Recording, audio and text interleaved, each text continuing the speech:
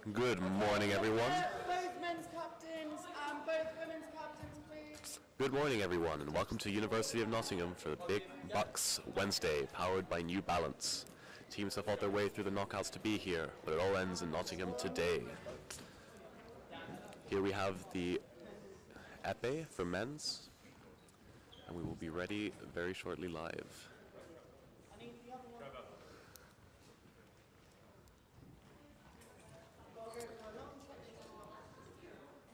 So we're beginning the setup phases. People are finding their piece, finding their sides of the match.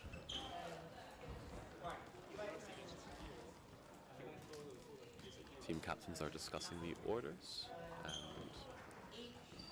overall rules.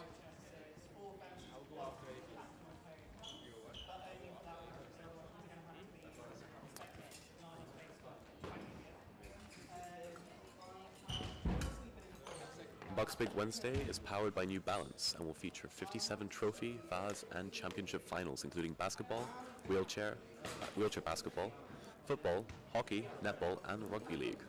We're welcoming 114 teams today. It's a big event. I also want to give special thanks to our partners and sponsors, New Balance, EY, ICJ, Ashaway, and our host of the University of Nottingham.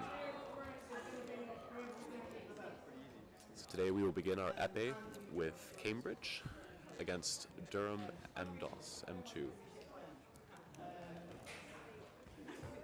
Looks like a very good matchup with épée. Both teams are very good. I have had the pleasure of fencing many of them, and I can tell you they are indeed excellent fencers.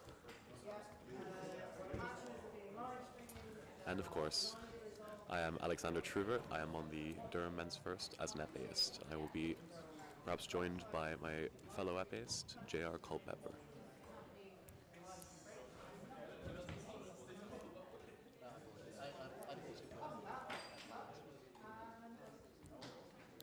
If you haven't watched fencing before, there are three weapons: épée, foil, and saber. So the first one, épée, is perhaps in many ways the simplest, but that makes it no less complicated.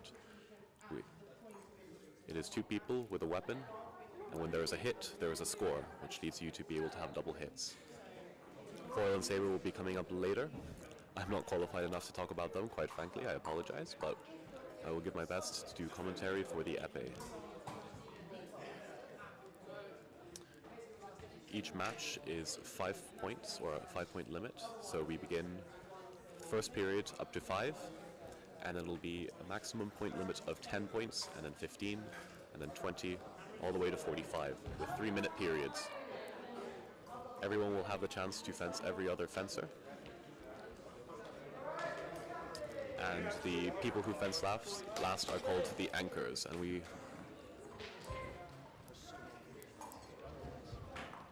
Team Durham are doing their huddle at the moment. The Team Durham fencer myself, I can say that we have excellent team spirit. Coach Laszlo giving them a good pep talk. Team Cambridge themselves forming their own huddle. Support and cheer is often very important in fencing matches. It gives you a good atmosphere to give you support for later fencing matches.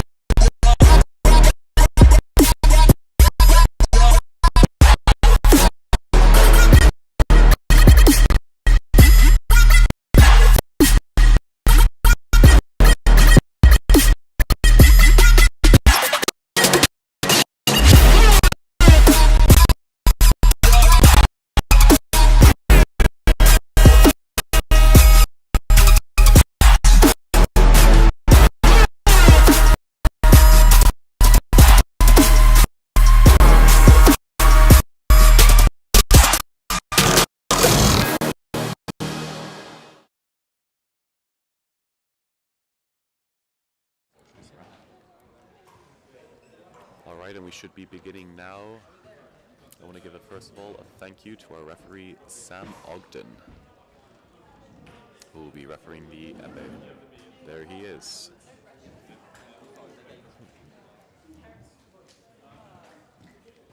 Our first matchup will be Gabriel Tribe from Durham and Bernardo Dalore Bizzini from Cambridge. Bernardo is their anchor, so he will be fencing last against Oswald Chan, the Durham anchor, in the final round to decide the match. The anchor is generally the one which the university team has decided is the strongest in that particular instance, usually, although tactical considerations do apply.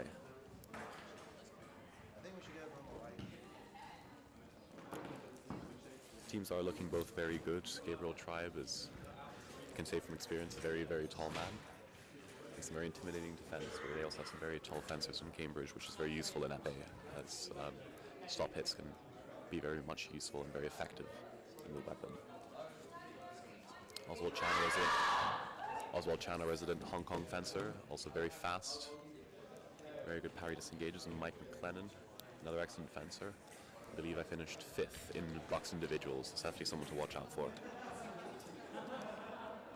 On the Cambridge side, I can speak a bit less from experience. I have no experience with Bernardo, but I do know Rob McLennan. I fenced him. Also very tall, very good, especially with flicks to arms. Definitely a challenging opponent. And then finally, Bertrelli in the wing. I also have no experience, although I believe they have Henry Kopra, an Estonian fencer, who is on reserve. Durham also has Jacob Forey Miller, a foilist, on reserve. Should it be needed, but I'm surprised that it will be swapped out. Jacob Forey Miller is a bronze medalist at BUCS individuals, but in foil, not in épée, which are different weapons. So it'll be seen to be used if he is needed. Alright. First rounds of support are being given. There is a weapons check before every single match to make sure that the weapons are up to standard requirements. That way there is no cheating involved. Both have their weapons tested by the referee.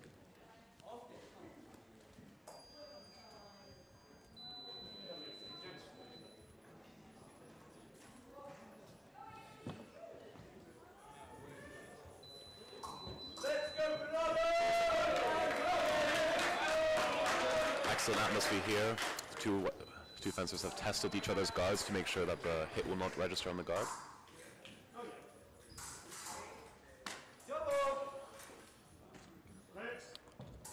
The first hit's very important.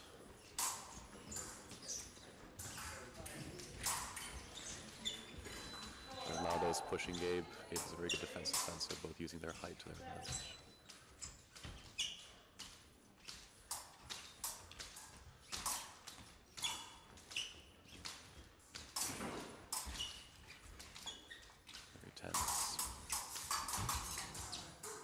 Scrimmage there didn't quite pay off. I was keeping up the pressure but not committing too hard to any attacks yet. Both fencers are trying to find each other and each other's rhythm. The first hit for Bernardo.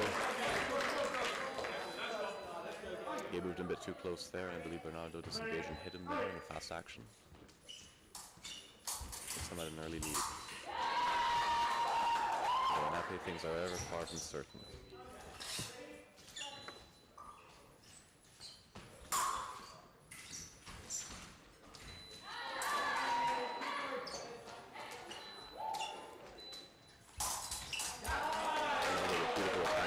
Disengage against Gabe. Bernardo remains aggressive in his outlook and stance.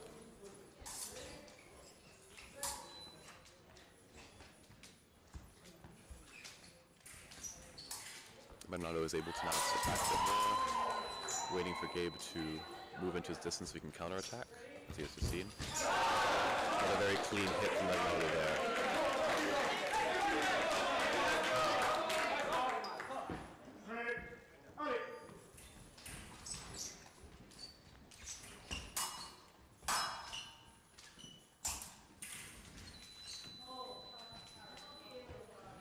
can afford to sit back and waste the time away now that he has a lead.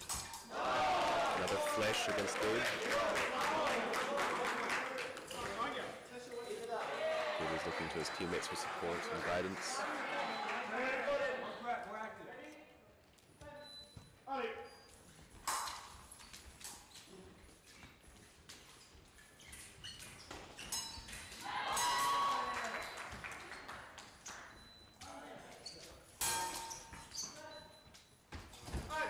That was a double hit, both opponents scored at the same time. In épée, whenever a hit is registered with sufficient force, that counts as a point. So right now Bernardo scored 5 and Gabe has scored 1 out of a total of 45. Now we're rotating fencers. We have the Durham anchor Oswald Chan against Trevelyan Wing of Cambridge, I apologize.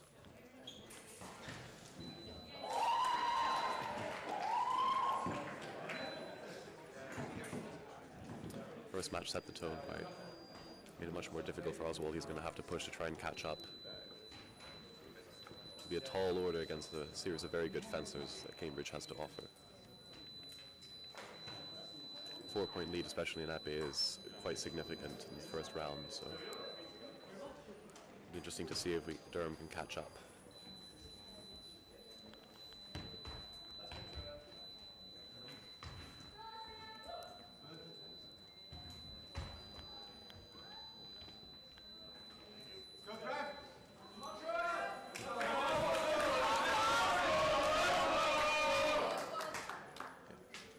Joining us just now, welcome to BUCS Wednesdays. We are at the épée. It is powered by New Balance and will feature 57 trophy VAS championships finals, including basketball, wheelchair basketball, football, hockey, netball, and rugby league, welcoming over 114 teams from around the UK. Just come back from our first period. Weapons are being tested. Seems to be a fault with one of the weapons. The guard is going off, which makes it an illegal weapon.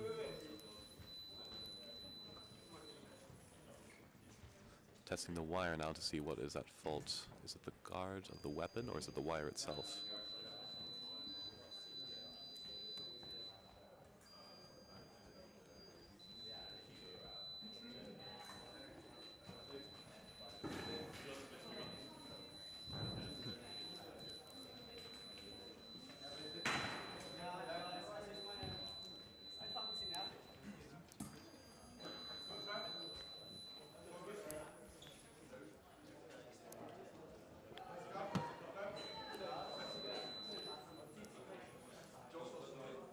Joining us just now, we are waiting for the weapons to be correctly tested.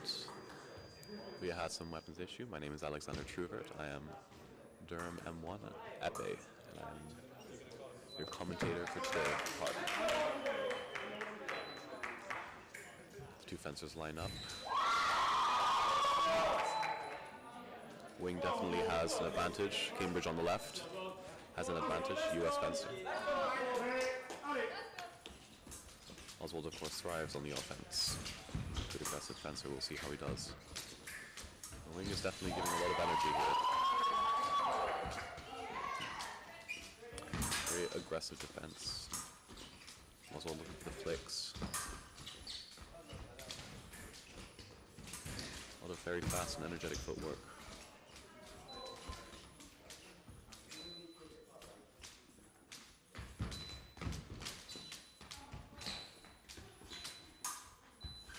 Is definitely trying to test it out. It is Oswald's space. Oh! Bellion believes that there is a floor at least. For the disagreement of the referee, Sam Ogden.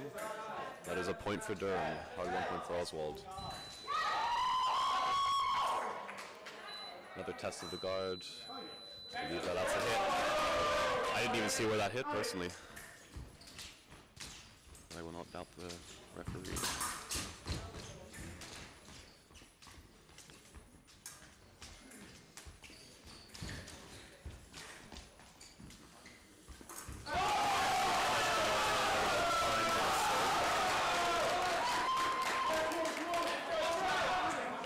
The team goes wild. Excellent attack by Oswald. Good tempo.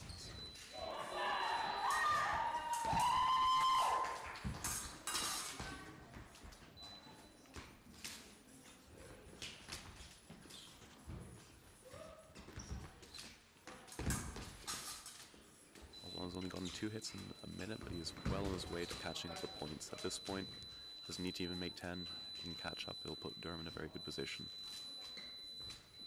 Trevelyan slowing down a little bit. He doesn't need to push. He still has a lead. A wise move on his behalf, perhaps. Oswald is definitely running out the time, being a lot less aggressive.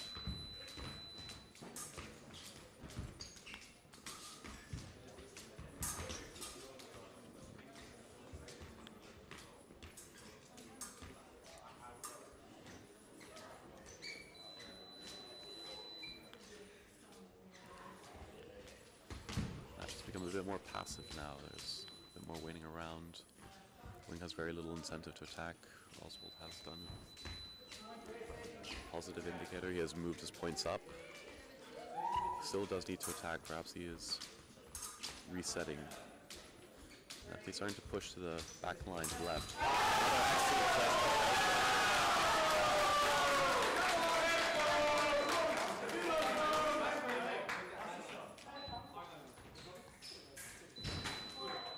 Wing has a disagreement with the referee, cannot tell what it is about.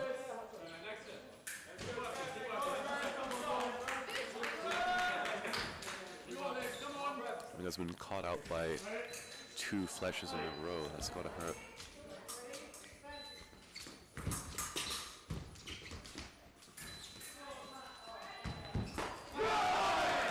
There's a hit to the left, 6-4. Tackle and preparation. Ball start from Wing.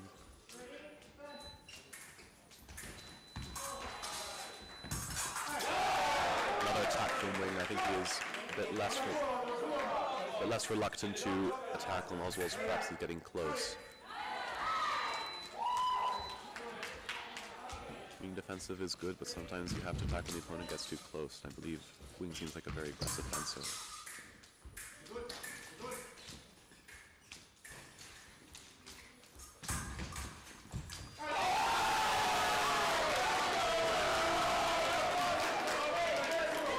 Rather messy hit, I must say. Both fencers missing initially.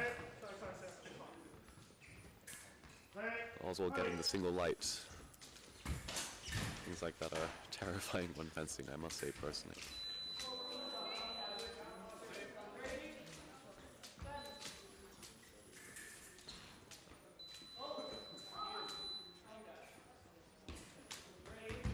Looks like Oswald is just waiting at the square.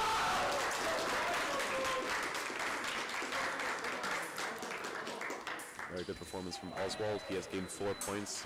Wing has gained only 2.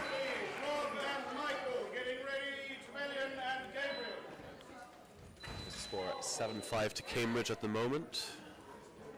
Have a break, and next up are Rob McLennan and for Cambridge and Mike McLennan for Durham.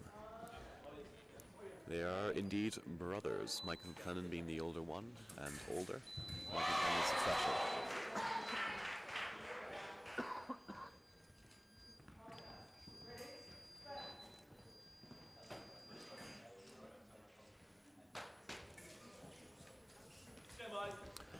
I have fenced both fencers in my life. I have the pleasure, and I can tell from experience they're both excellent fencers. It'll be interesting to see how it goes. Right now, Rob McLennan has the lead, 7-4, 2 points is a healthy lead. 7-5, pardon me. 2 points is a healthy lead. Mike McLennan will no doubt want to try and catch up on that.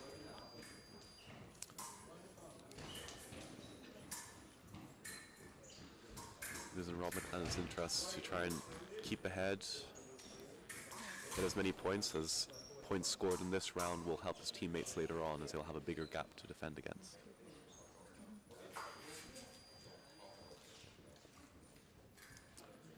Interesting matchup. Mike McLennan is, by many standards, a very awkward fencer.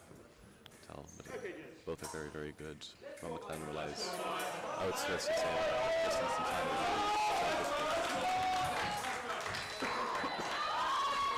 Team cheering on the compatriots.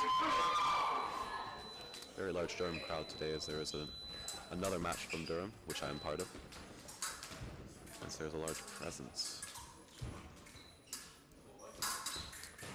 Mike coming in with the flicks. Testing the waters. Rob wants to keep threatening to ensure that Mike doesn't get too close.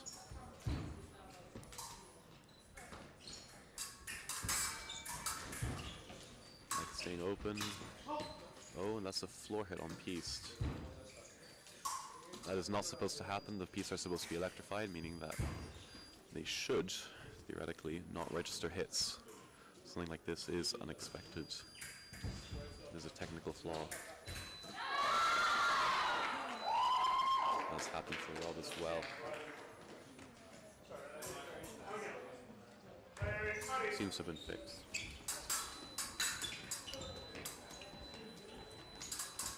Relying heavily on flicks. Close call there. Definitely feel the tension building. Right. Rob coming in.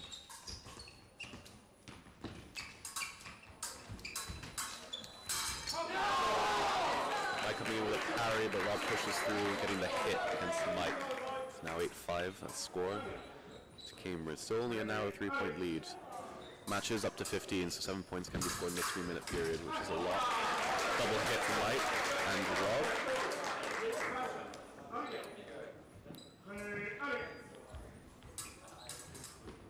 A very nice flick, very elegant from Rob McLennan, I must say.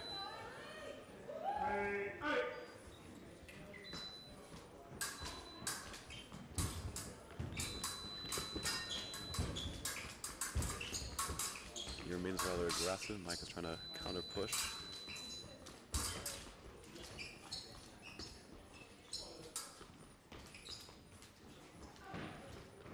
It's almost halfway through the period so far.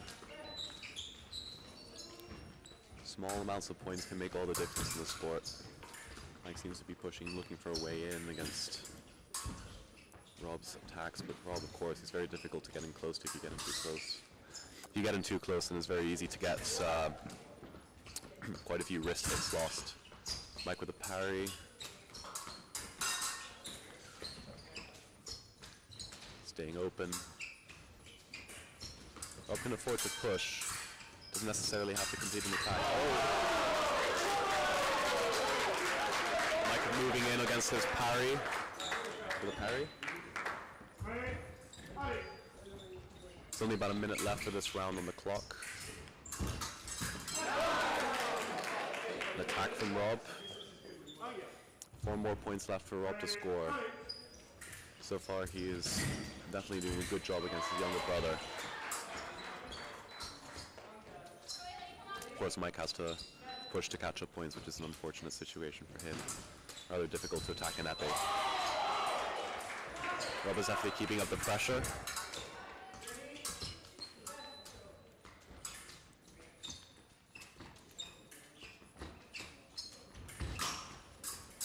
Mike with his parry is going in for a foot hit, didn't quite work out. Oh, it worked the second time. That is an excellent hit if I do say so myself. Mike is famous for some very, very creative hits.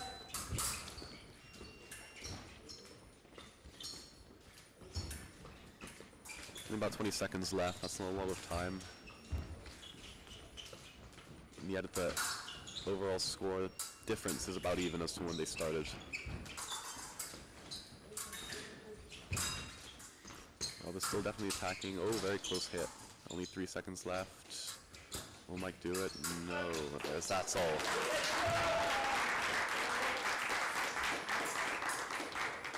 Very close round between the two brothers. Excellent showing from them both.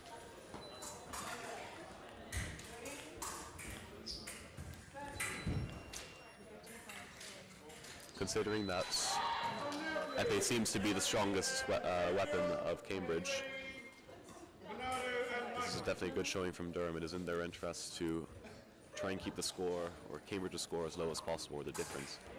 Every hit counts and they can make all the difference, especially in a very close final. Brilliant Wing has been subbed on for Henry Kopra, the Estonian fencer. Not had the pleasure to fence him. They both achieved very good results. Gabriel Tribe, of course, for Durham on the right. wanting to earn back some points after his initial first match. Weapons are being tested. If you're once again joining us, we are on the beginning of the fourth period between Cambridge on my left and Durham on the right.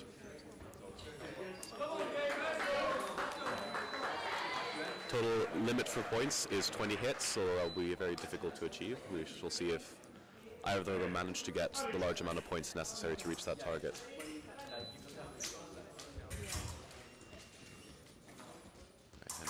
Excellent first hit against Gabe, I believe on the wrist. Good morale boosting start.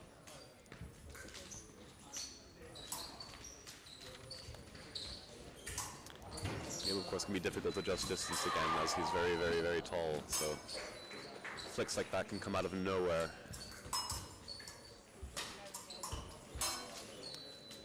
He's feeling more aggressive, a bit more confident. Oh, fail lunge by Copra, didn't quite land. Dangerous.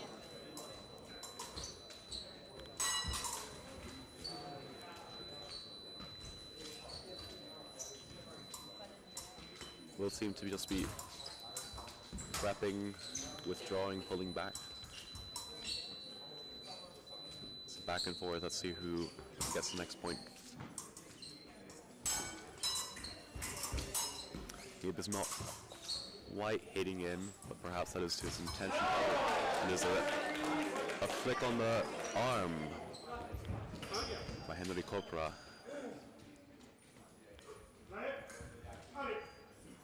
Bringing the score to 12-9. Good defensive position for Cambridge.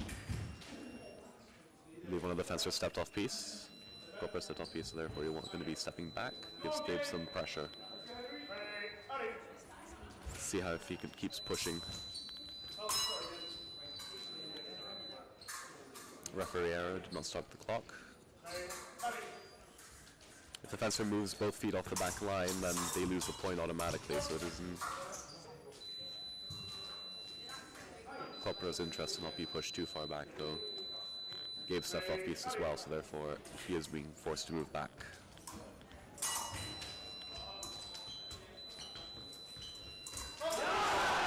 Lunge by Copra, Gabe counter lunge and missed. 13-9. Cambridge are beginning to, well, they had a 4-point lead earlier.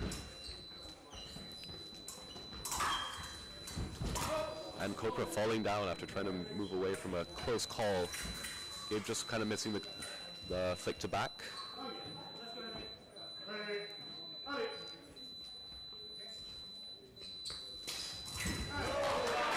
A double hit by Gabe. Went for foot then up. Both caught each other on the remise.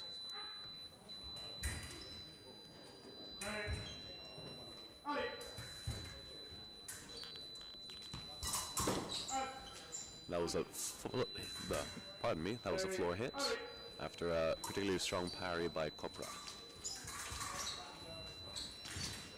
A flash by Gabe brings it to a double. Doubles are better than nothing for Durham. It means that they are not losing points, although it's not ideal. Ideally, Durham be wanting singles. Another double. Only a minute left, and 5 points still in the play.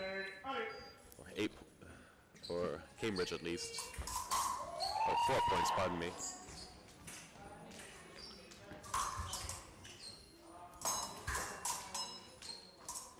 Unlikely at the current rate that people reach 20, although that still remains to be seen. I'll say likely a lucky hit his rise from Henry. His wrist was in the right place at the right time, caught Gabe under the guard. And Gabe tried to move into flick.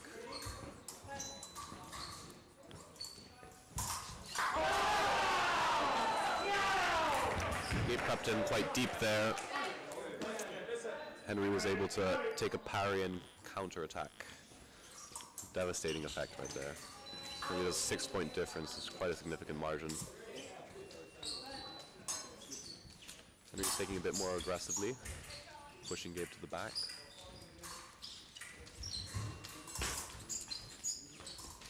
Henry seems to be waiting for Tribe's attack.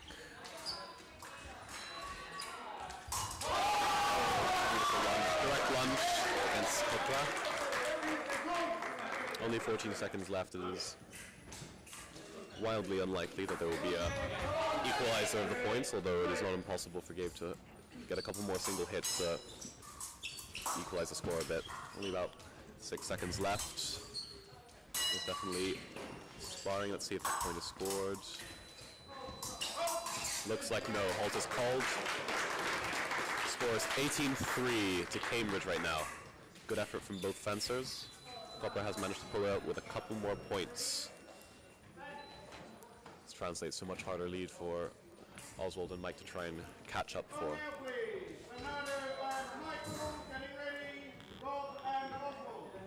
Next up we have Rob McLennan against Oswald Chang.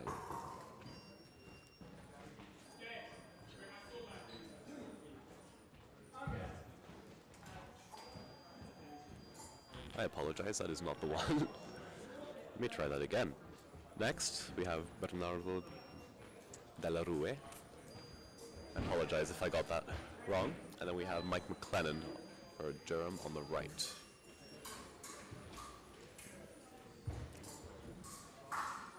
Bernardo is the Cambridge anchor. This is the one that they have determined to be the strongest, at least, or best suited to the pressure. Brazilian fencer, international. Although Mike is definitely possible of many, many tricks and awkwardnesses. Let's see if any of it will pay off.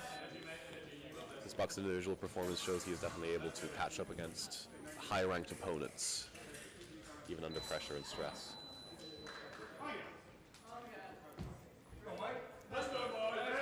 There's a fifth period. The most that is possible to get is 25 points this round.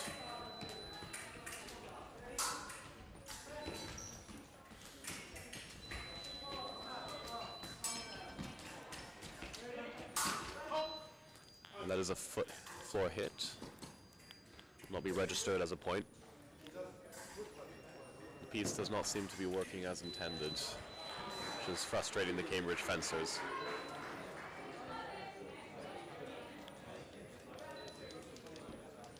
The referee is trying to fix the problem, does not seem to be currently working.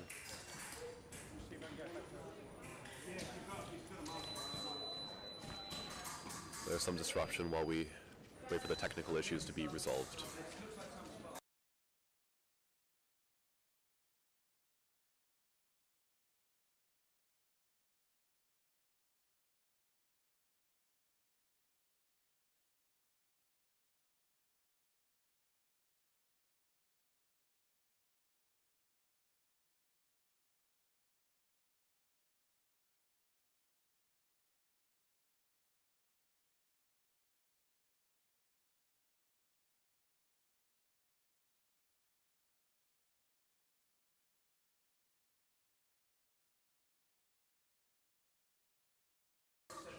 And if you're just joining us, we are restarting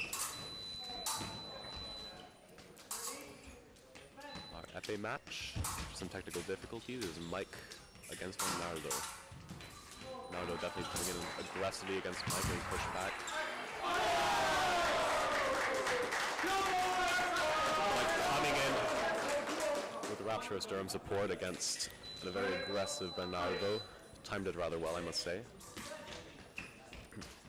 Bernardo not giving up, an aggressive fencer. Heavy on the beats against the blades. Oh, very close. An attempt by a parry cart by Mike. It is one of his specialities, I can say.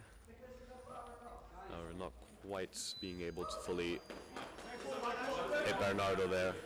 He's able to push through. Stop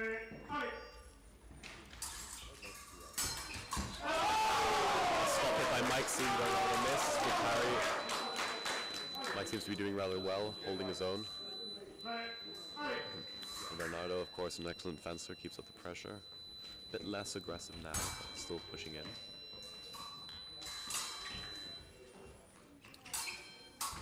Both fencers feel more comfortable at Mike's back end, it seems. Good lunge in, well timed by Bernardo, I must say.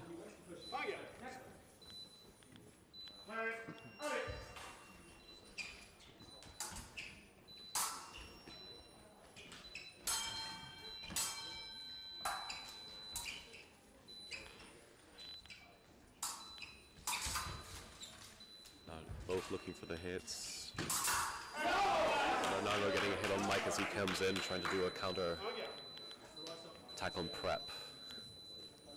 Didn't quite work out for him there.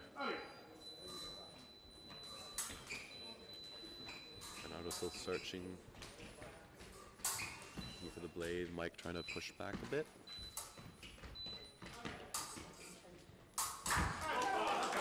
Double hit.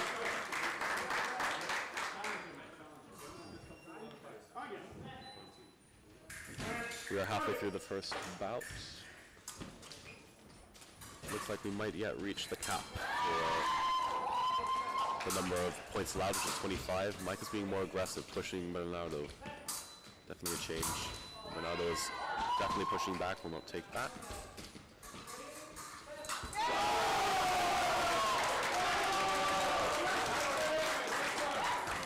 Cheers from the Durham crowd as Mike does a disengaged flesh against Bernardo in tempo. Very well done. Halted by the referee. There is still a 5-point difference between the two. It's quite significant, though. It is in Durham's interest to keep it as small as possible, give them space for Foil and Sabre to operate later. There's a bigger strategic picture than just this one match.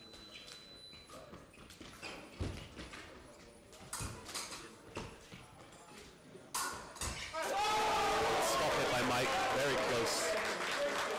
So that was almost a double there, but push it back. Mike doesn't necessarily need to win back all the points, just one or two good hits, bringing it back a little bit inch by inch, and Durham might still be able to clinch this. He's doing rather well against their anchor.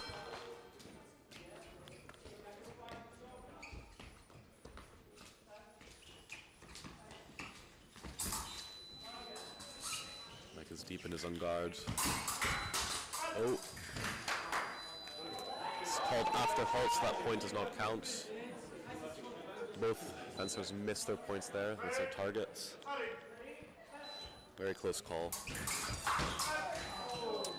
That was a failed, almost a beautiful parry cart against a flesh by Bernardo. Parry cart by Mike, but did not quite land. Rather unfortunate for the Durham side. Lucky break by Bernardo. They're pushing again. That's a foot hit on Mike. Very well done. Clean tempo hit. Mike being encouraged to not be allowed to be pushed. That's a double hit.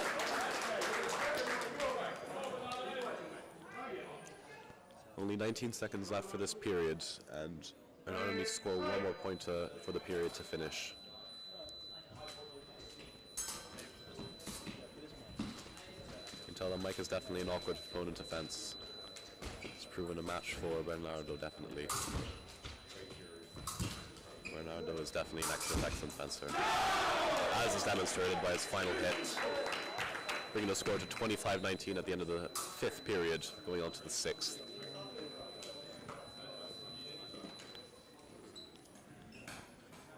I believe they scored an equal amount of points that round. And are in a comfortable lead. Cambridge are in a very comfortable lead. 6 points is a sizable amount of points. Then we have the Durham anchor, Oswald Chan. He up against Rob McLennan. Oswald is definitely much more of an aggressive fencer, as many Hong Kong fencers tend to be, though not all. We shall see how Rob is able to fend off perhaps a more aggressive stance, though we shall see. It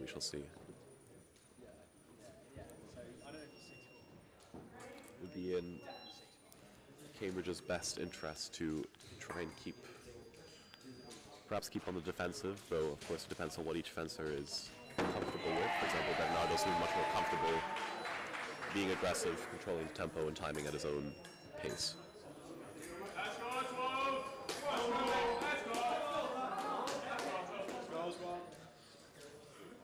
If you're just joining us now, we are into the I'm Alexander Shriver, your commentator. We are coming into the 6th period. Score limit is 30 points. Cambridge to my left with Rob McLennan and Oswald Chan to my right from Durham.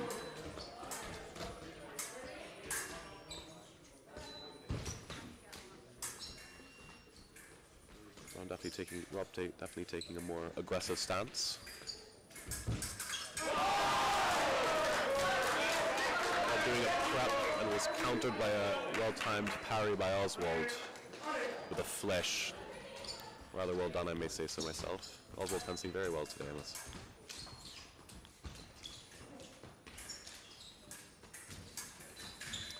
Cambridge still has a 5-point lead though, and able to leverage that. Rob might not want to get too close to Oswald for that to happen again. So he is still lunging in, looking for an opening.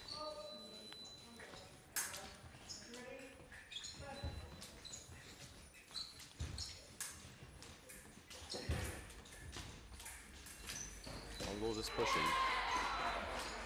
Not super hard. It's in his interest to let Rob perhaps slip up, keep his distance.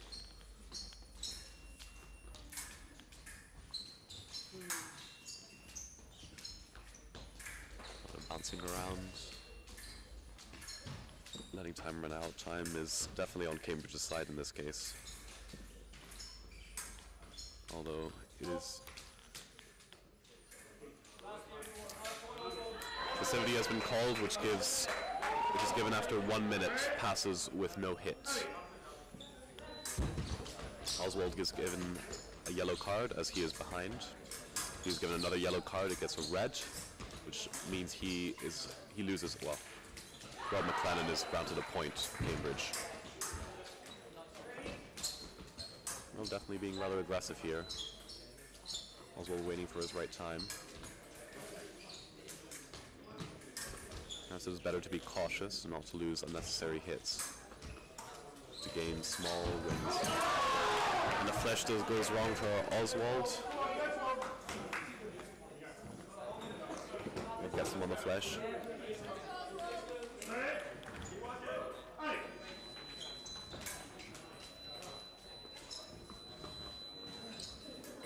One minute remaining on the clock of the 6th period. Cambridge retains the 6-point lead ahead of the start, but that is liable to change. Though it seems that Rob is not willing to push too hard to make sure he gets all his 4 remaining points that he could possibly get. There's a broader strategic picture here, of course, as well. Durham not only wants to win this, but there are 2 other weapon rounds coming up which count to total points. So ensuring that Cambridge do not lose too many points overall will be a definite bonus for a double hit from an attack. Stop hitted by Rob.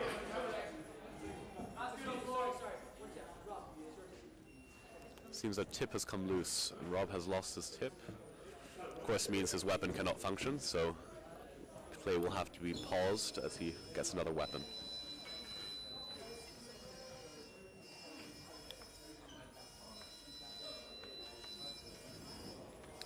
Only 21 seconds left on the clock.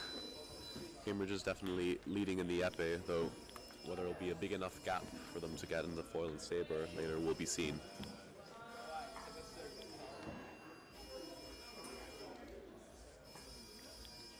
After this, there are 3 more periods. And plays to be resumed with cheers from Durham, encouragements from Cambridge.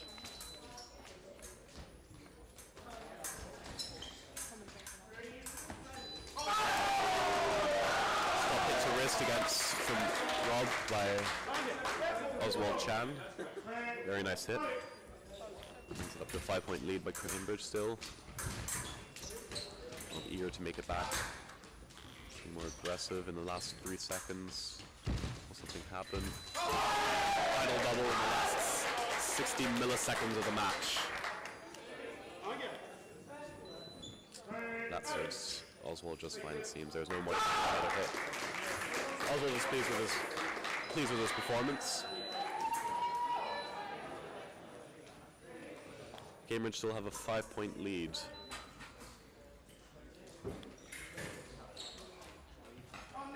That is notably usually much closer in terms of scores, as there are stop hits, there's no right of way and priority, which we'll see in later matches. So on our left we have Henry Kopra once again from Cambridge. And Mike McLennan on the right with Durham once again.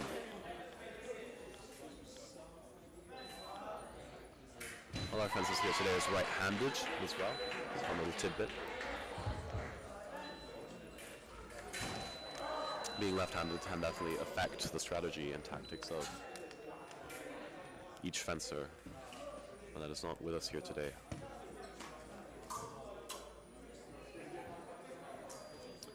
Salute and test, all weapons good.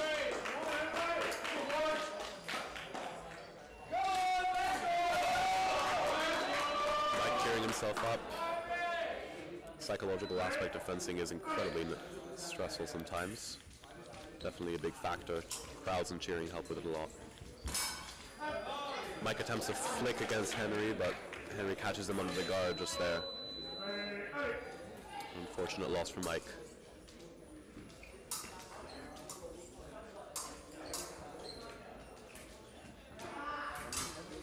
It is this period and then two more after that. We'll seem relatively cautious. Kopra seems to be pushing a bit, so is Mike. Not too many actions now, though anything can happen in the blink of an eye in Epee. He seems to miss his remise. Cut out by Henry. Another point from Cambridge.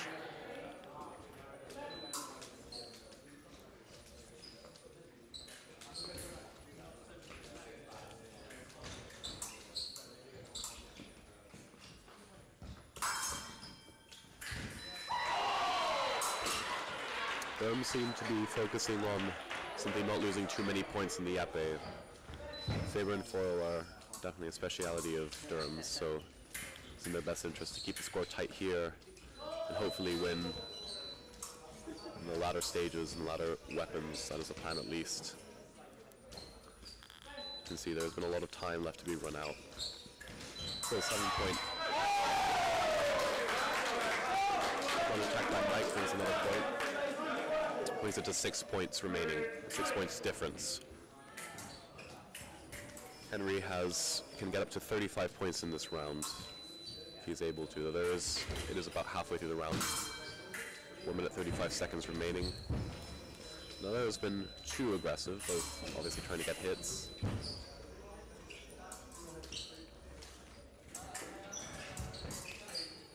Although Mike is an excellent defensive fencer, so Henry is wary to get in too close. Defense is not the only thing Mike is capable of, though. Another tempo step lunge, well timed in distance, can be very deadly, as has just been demonstrated.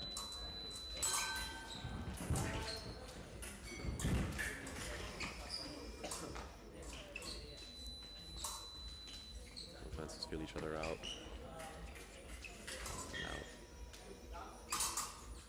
Flicks from Kopra.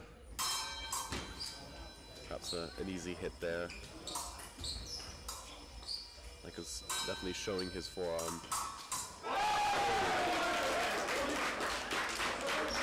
Kopra perhaps got a little bit greedy there. Tries to go in for the flick. Mike very well countered him.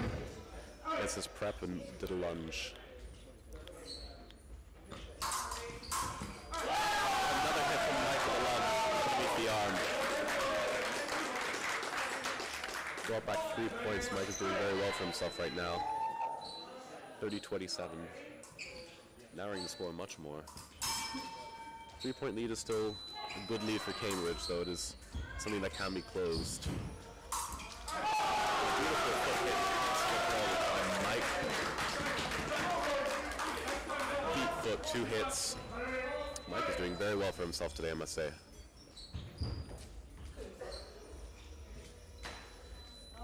Henry perhaps a bit wary of pushing too hard. Might be the best decision to stay back. Both seem to agree. Just keeping back. Mike has done plenty for his team today.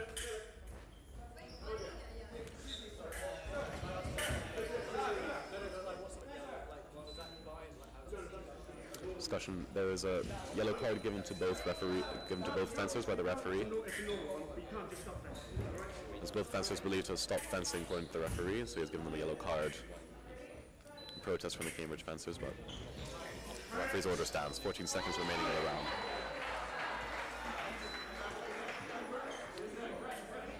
Neither.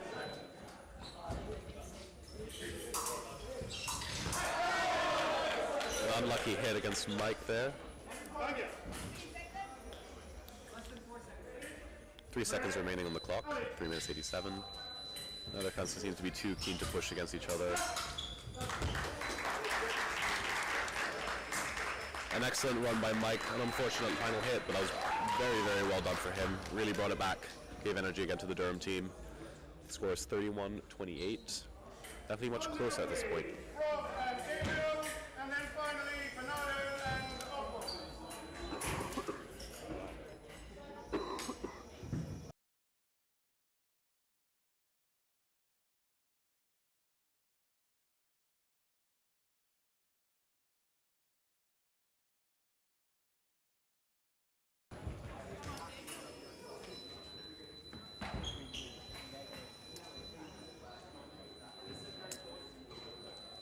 The score is 31-28, still Cambridge in the lead in the 8th period out of 9 total periods. So it is this one, and then one more, and it is the last one.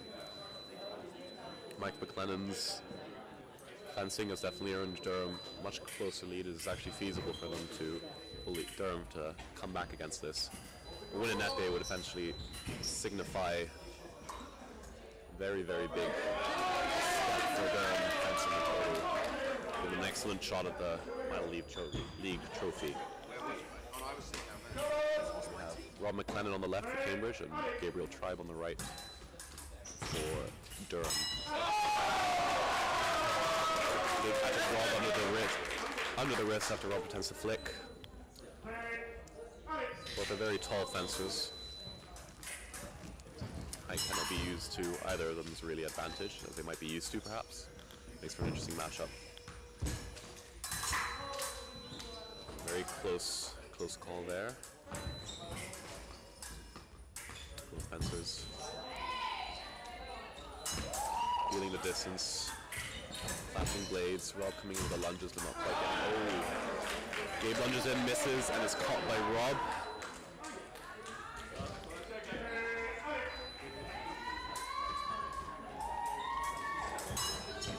A lot of flicks, a lot of attempts at wrist hits.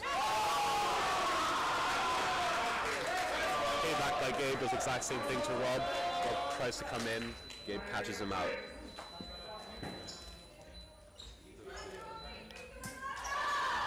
It's a battle of distance here.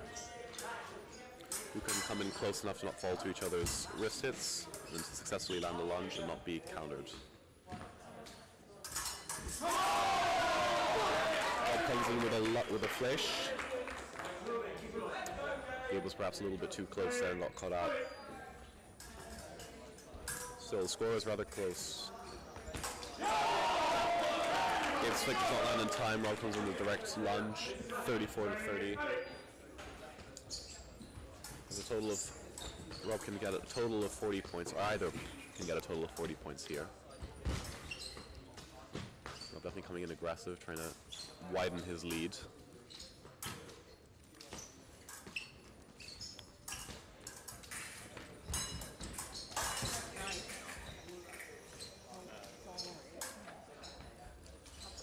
Halfway through the period, 8th period. 1 minute 30 seconds remaining. Time is still in his favor. Rob doing some attacks, so it's slowed down a little bit. Taking a small break in between. A lot of blade contact, a lot of blade pushing. Very close call there for Gabe. He almost got a parry against Rob. Rob attempted a flash. Gabe almost got it. Not quite. Missed opportunity there, definitely. Gabe attempted a counter-attack. Frustrated that he did not put his arm first.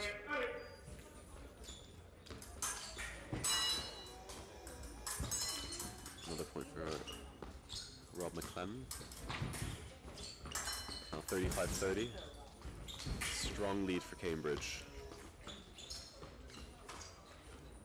We have about 50 seconds remaining. See if Gabe decides to try and make up his lost ground or not. Durham still not in overall. Mike lunged into tempo and distance. Gabe adjusting his laces. Giving himself a breather. Referee called Durham overall still not in an awful strategic position considering there are 2 more weapons coming after this. These are weapons are generally a lot less close. I know from talking to the Durham fencers they seem confident in their weapons. Double hit for both lunge in.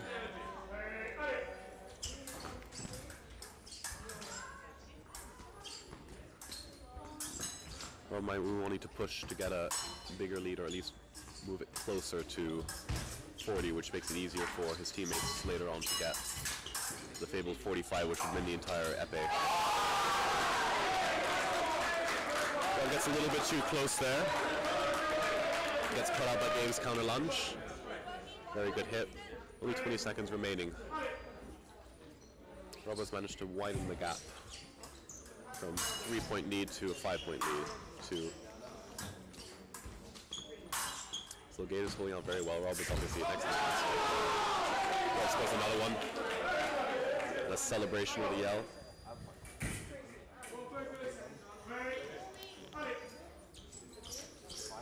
Well, being very aggressive. Lucky hit by him against the wrist. Gabe was not pleased with that.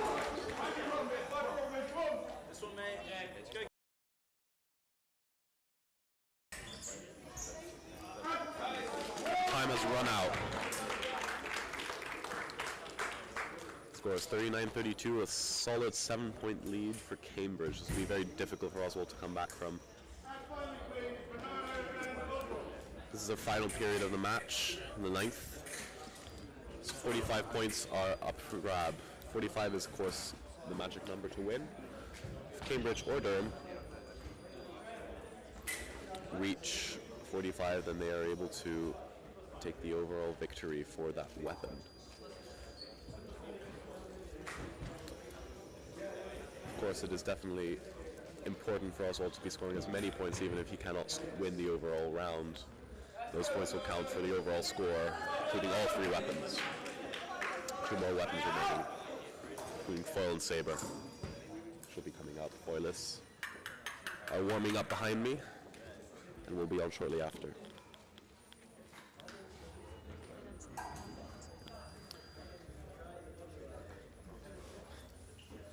We have Bernardo on the left. Brazilian fencer so far. He's been doing rather well. Much more aggressive fencing, as been seen by his other compatriots. Cambridge have been doing rather well. Obviously, as they're in the lead, although there have been some slip-ups, and Durham, I would say, has held its own against some very, very good, solid epeists. These are no. Cambridge is an excellent array of epeists against. It's an excellent array of epeists against Durham. Seem to be technical issues with Oswald Chan's weapons or body wire.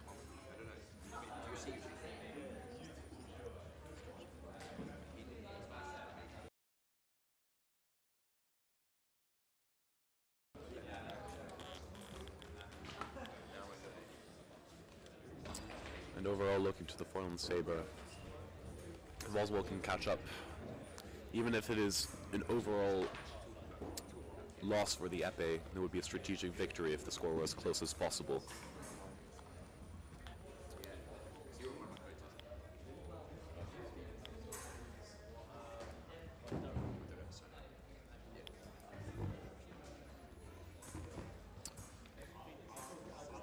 Oswald getting his gloves on. Bernardo waiting patiently. We'll see if his characteristic aggressive stance or aggressive answer continues on. He'll probably be wanting to try and finish this off.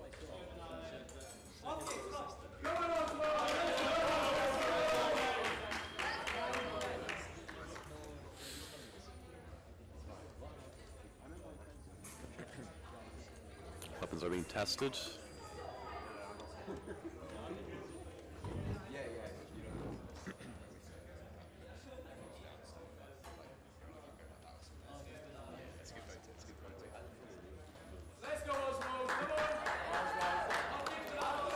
Cheers from both teams.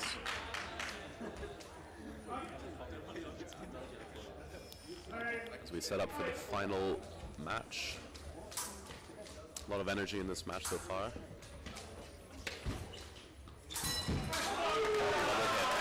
Also celebrating that as if it was single. Doubles are not necessarily bad for Durham, even though in a normal match, only in FA it probably would be. Of course, a match to 45 in total. Bernardo only has to score 5 points, whereas Oswald has to score 12. A lot of moving, a lot of distance. People are trying to gauge each other out. Not too much blade contact. Close call there from Bernardo. Oswald moving in, moving out. Some flicks to wrist. That has a very strong parry.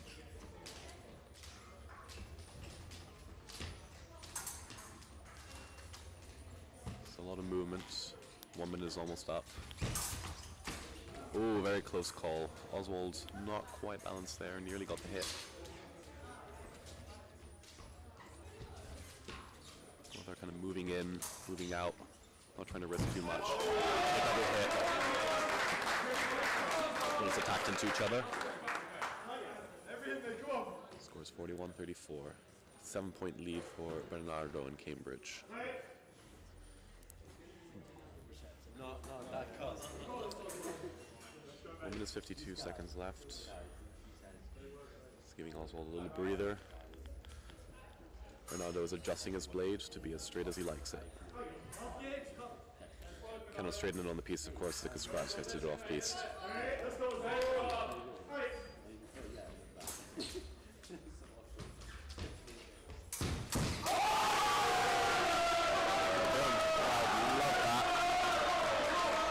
That was an excellent step lunge into Bernardo.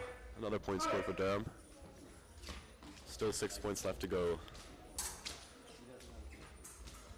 Only 1 minute 40. It seems very unlikely that Durham is going to be able to win this, especially against such a formidable anchor as Cambridge have. Although, as I've repeatedly said, it's not all about winning the epee necessarily, it's also about winning the other weapons.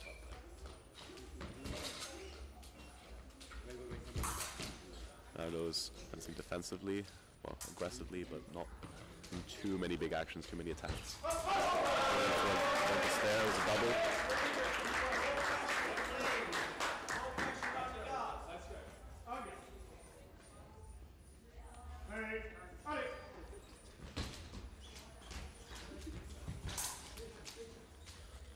Both still moving in and out, trying to gauge the right distance to make an attack.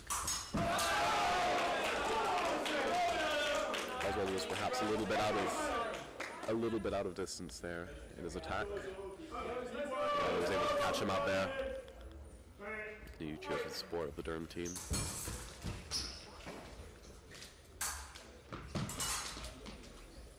One minute left on the clock only. Oswald falling off the piece there with both his feet. Oswald needs 9 to win the overall match. Bernardo needs 2.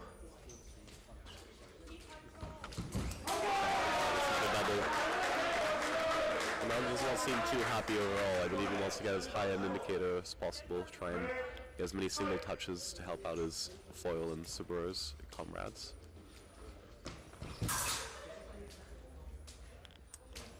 Bernardo's trying to show that this is not a Pyrrhic victory for Cambridge.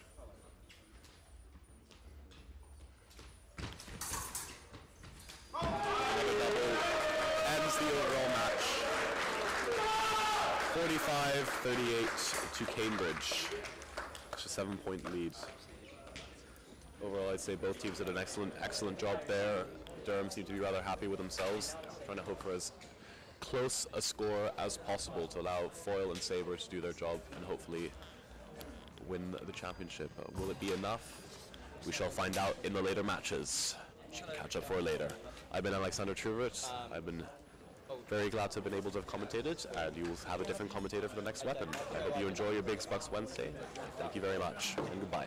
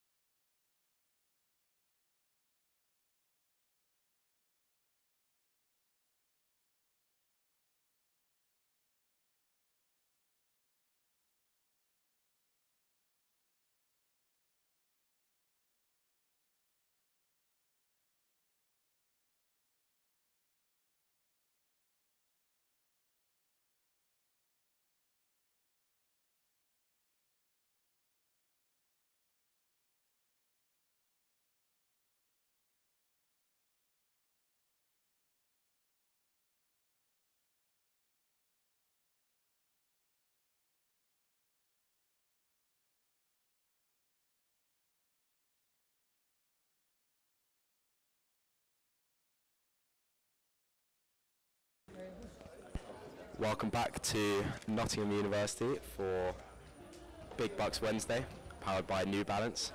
Here we have the start of the men's foil trophy, and this is between Cambridge M1 and Durham M2.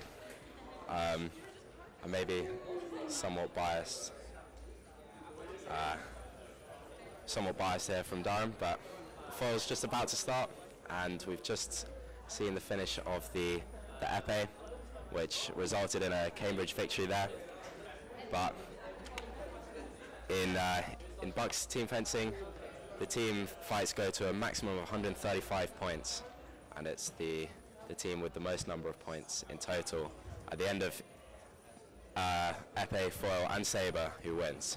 So even though Durham lost slightly in their épée, they'll still be looking to come back now, whilst Cambridge will be looking to defend their lead for now.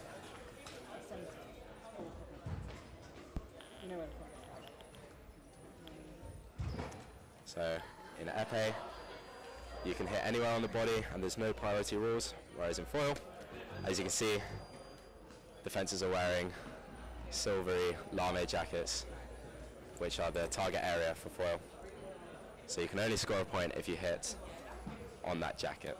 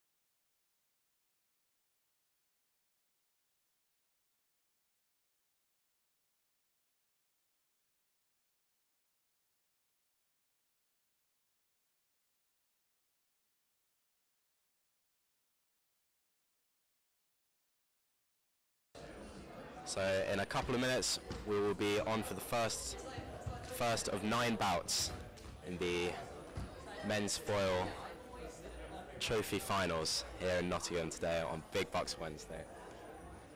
At the moment, on the piece, ready to go, we have Will from Cambridge on the left and Jacob from Durham on the right.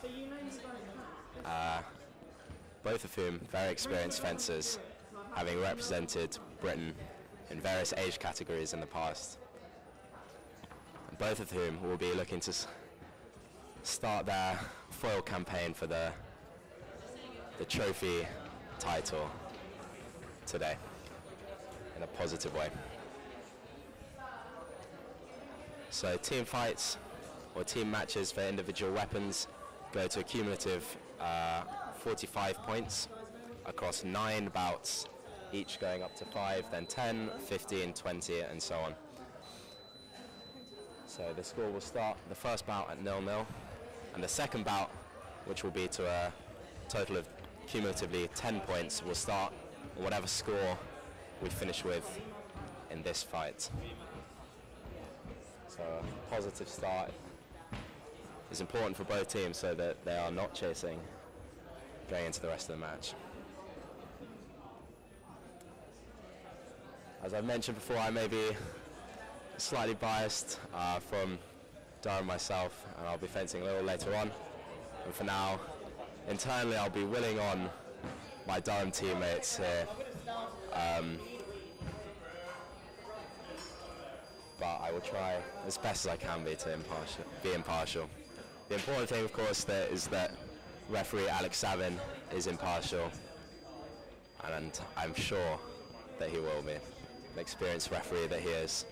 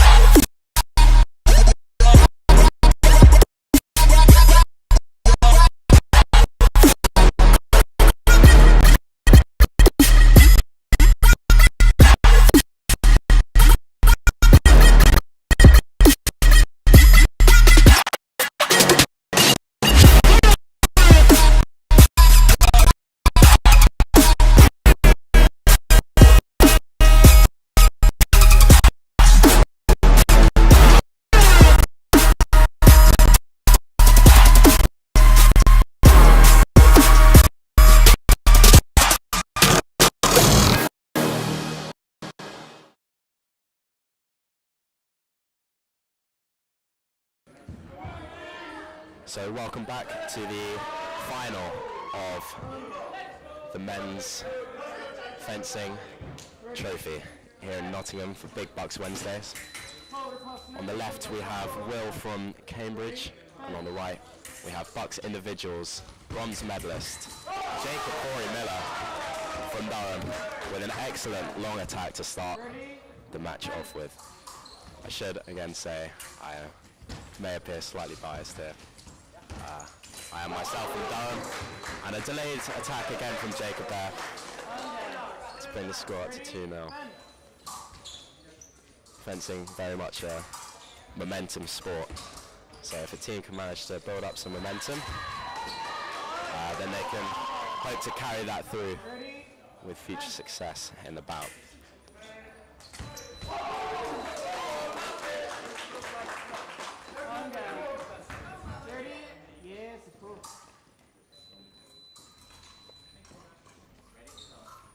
Jacob just straightening his foil out on the floor there.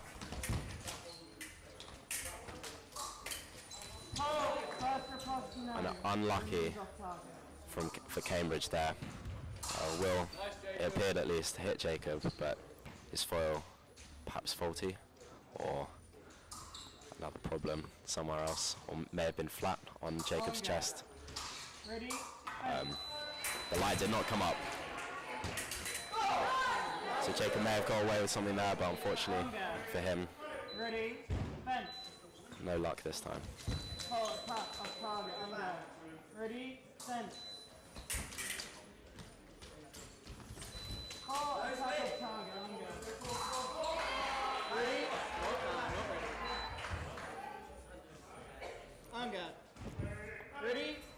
So all fencing, you try and hit the other person in order to score a point, although there are, between weapons, different rules about where you can hit, how you can hit, and who scores at different points. So foil, you'll notice, differs from épée, because in foil we wear these silver lame jackets and a conductive bib on the mask, and that is the target area. So that means you can hit on the torso, so the front, the sides and the back, and you have to hit with the end of the sword. So you have to hit with the tip. On the tip of the foil there's a small button which must be compressed in order for a light to come up on the box, which you can see behind them, the big white poles and the black box in the middle. So there you go. Durham starting off their foil with an excellent lead, 5-1, almost as good as it could be for them at the moment. With some nice fencing from Jacob.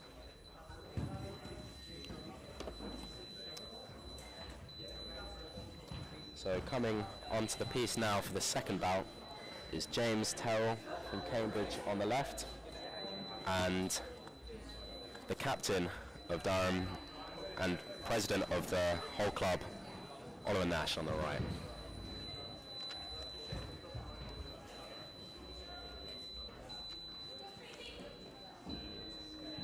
With some last minute words of wisdom from Durham coach Laszlo, who has made the journey down here to support the boys in their finals.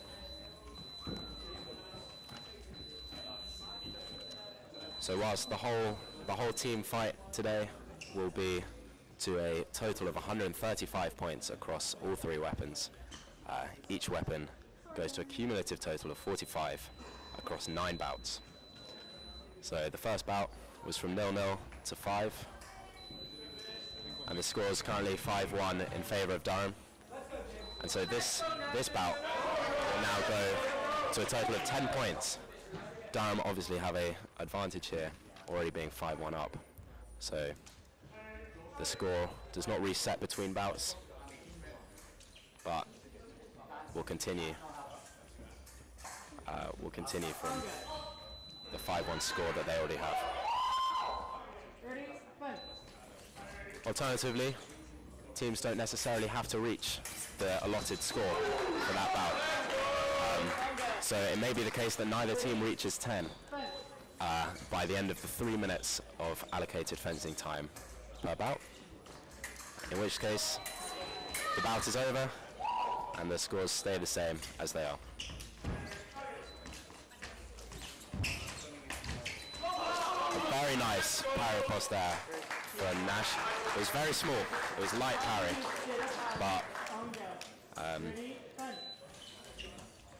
perhaps even difficult to see for the referee, but you could hear, even with the noise around us, you could hear the parry. And that last hit, Ollie closed the distance, and despite fencing being a combat sport, it's a non-contact sport, so you are unable to actually come into contact with your opposing fencer. Attack left there in the middle, bringing the scores 3-7 and 2-all in this individual bout.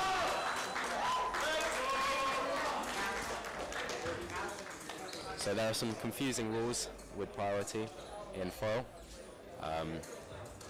but referee saw Ollie continue his attack where the Cambridge fencer James thought perhaps he had taken over priority. And Ollie looking to build on some momentum there, bring the score 3-9. This time, there's preparation from the left, an attack from the right. A reverse of the call given a couple of hits ago.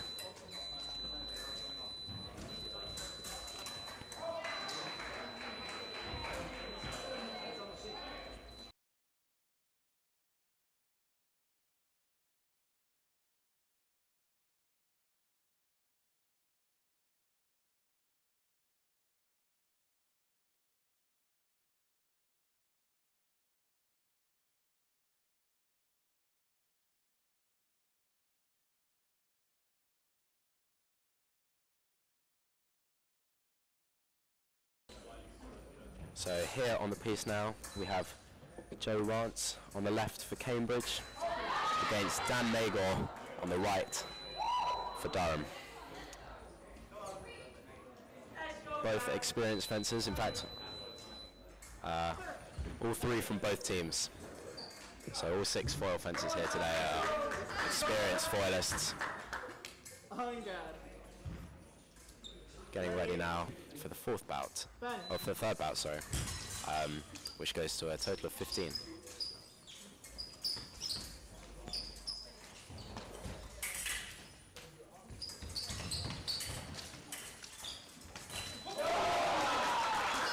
Nice from Dan, who saw the attack from the left start slow, and he took over priority. Although his bib wire came off in the process, so currently reattaching that now.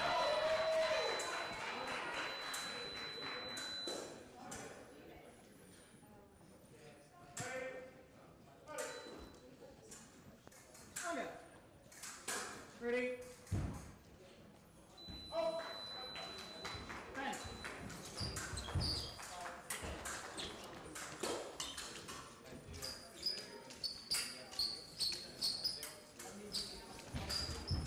Dan starting a patient attack, trying to pressure Joe into some action, and Joe was able to find the distance and timing for a counter attack there. He's able to hit Dan without being hit himself. If he had been hit, it would have been Dan's priority. Dan went for a similar action there, but unfortunately he was hit. Or unfortunately for him, at least, he was hit.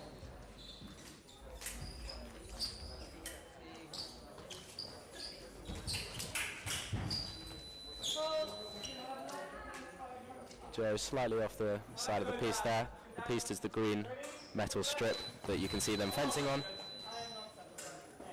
And when that happens, when a fencer goes off the side, you restart, you call halt, and you restart the fencing a meter back from where they were. So as a penalty, you give up a meter of distance. Not always necessarily a bad thing, depending on your fencing style.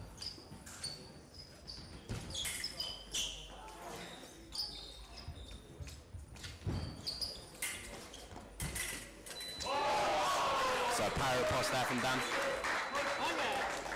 Bringing up a green light.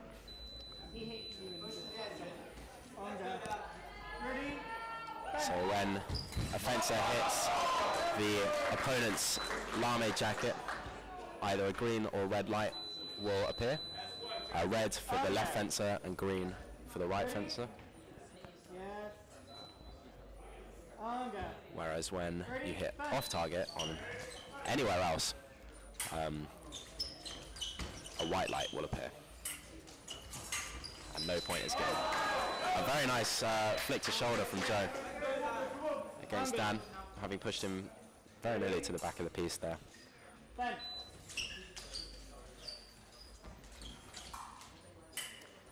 Flicks are notoriously difficult hit to score because, as mentioned, you have to hit with the end of the sword, and so a flick bends the end of the sword over the shoulder to compress the tip.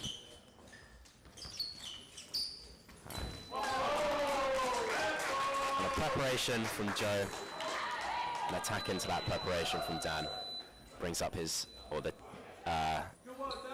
15th hit, extending a healthy lead for now.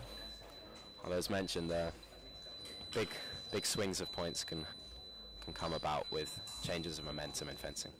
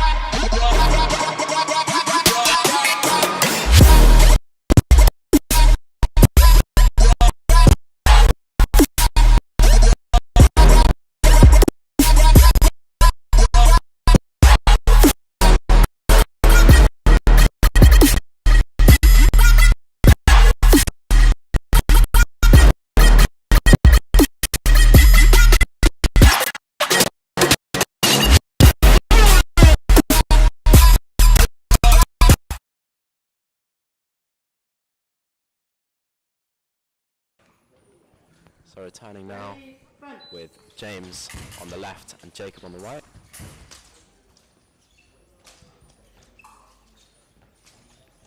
Jacob, one of this year's bronze medalists at BUCS individuals.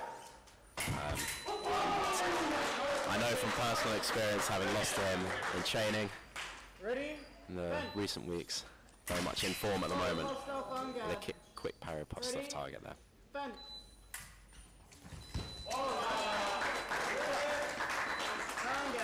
Jacob, a very fast fencer, able to move his feet and point very quickly. Makes it very difficult to defend against his long attacks. Ready? Fence.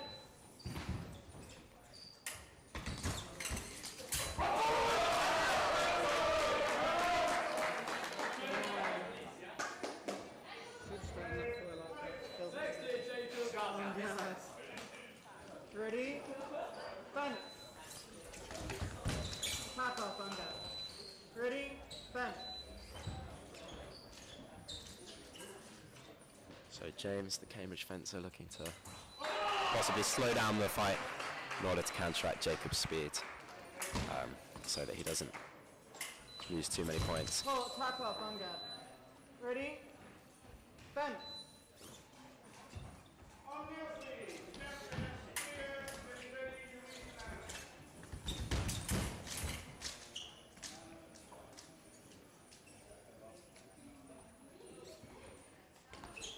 Jacob also happy to just to slow down the fight for a bit of time.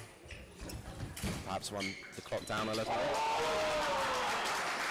Then the close quarters come. Jacob was able to complete a 5-0 victory there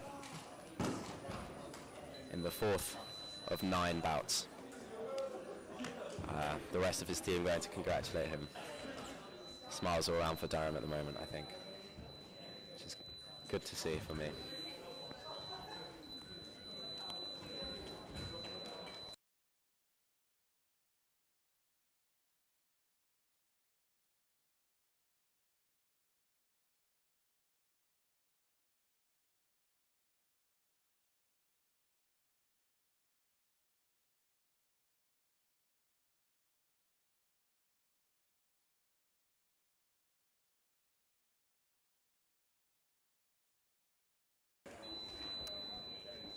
So now just doing the weight test, where a specific mass is placed on the end of the foil tip, just to make sure that the spring and all other internal, well, not all other, but other internal parts of the foil tip are working correctly, which in these cases, they are. On down. Let's go. Come on. Ready? Bend. So Cambridge's probably best foilist at the moment against Dan Magel from Durham. Go attack off. On guard. Ready? Bend.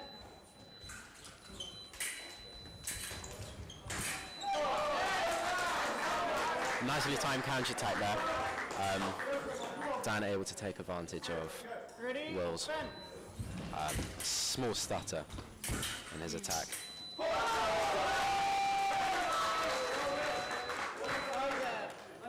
Being important for Cambridge here to try and steady the ship. So even though there's 3 minutes of total fencing, which doesn't seem like a lot, 3 minutes is a very long amount of time, and it's relatively rare in foil for a fight to go all the way to the 3 minutes without one of the fencers reaching the required score to finish. Some close quarters battling there, always exciting in foil. Oh, that was a good try. Ready? Bend.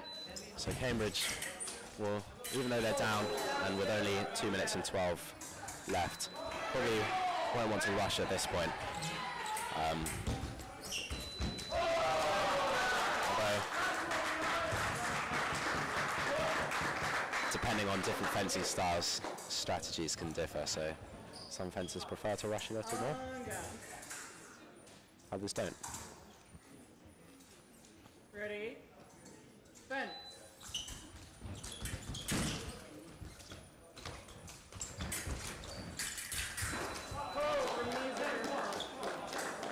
Nice distance and nice timing there from Will Ready? to manage to hit and then block off any attack from Dan Bend. to make sure that only his light came up.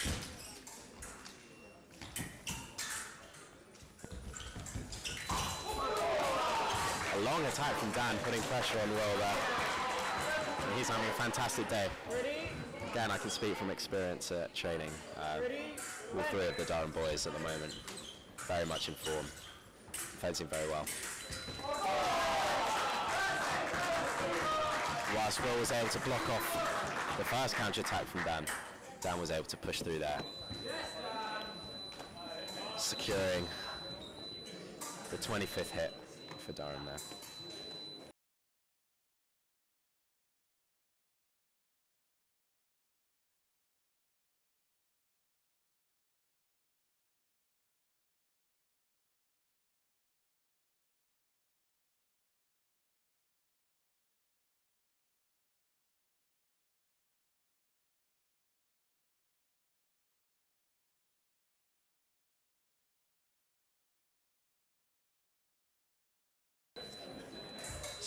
So now Joe and Ollie coming onto the piste.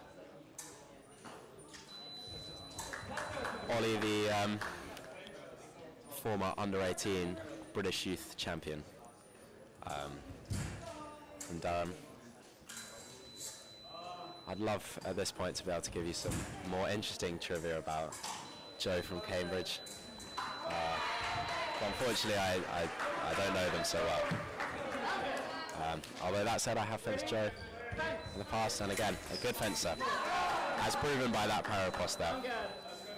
No, don't do this to me, my friend. On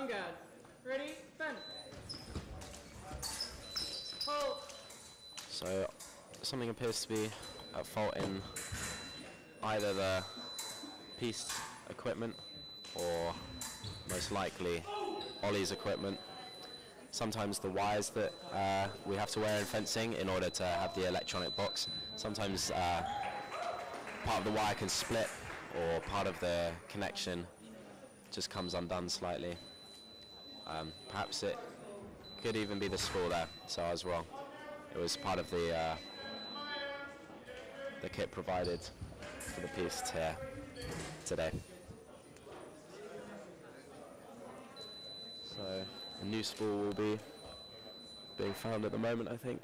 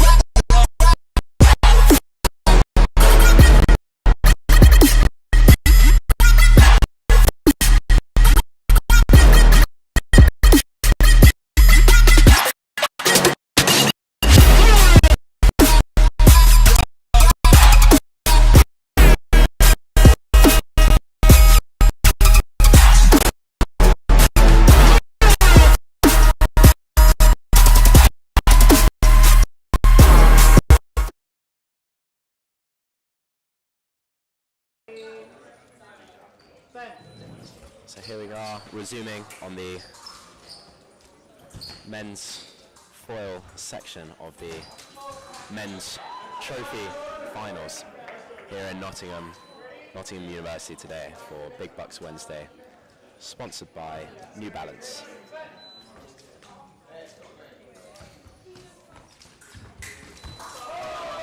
Counter-attack from Ollie Nash. So had Joe hit there, it would have been Joe's priority. But Ollie was able to keep the distance wide enough that he was able to hit there. So out of time there, Ollie hit Joe, but there's a timer on the box. So I don't know, if I'm honest, exactly what the timer is, but after a very short amount of time,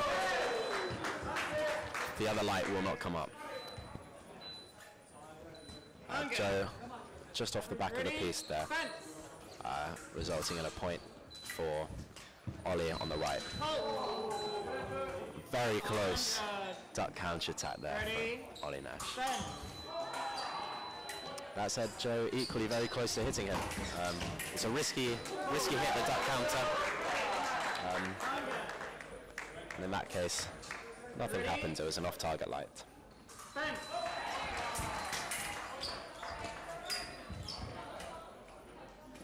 And a flash there from Ollie.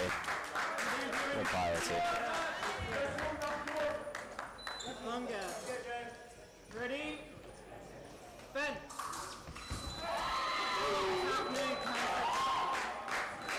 A rush of the footwork there from Nash paid off with one light, bringing up 30 points for Durham in the men's foil.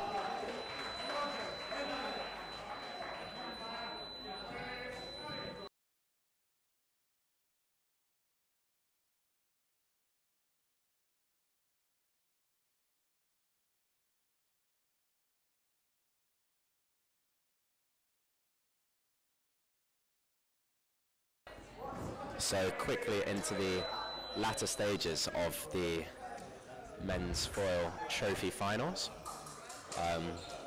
As mentioned previously, there are 9 bouts in total, each up to the next multiple of 5, and cumulatively to 45. So this is the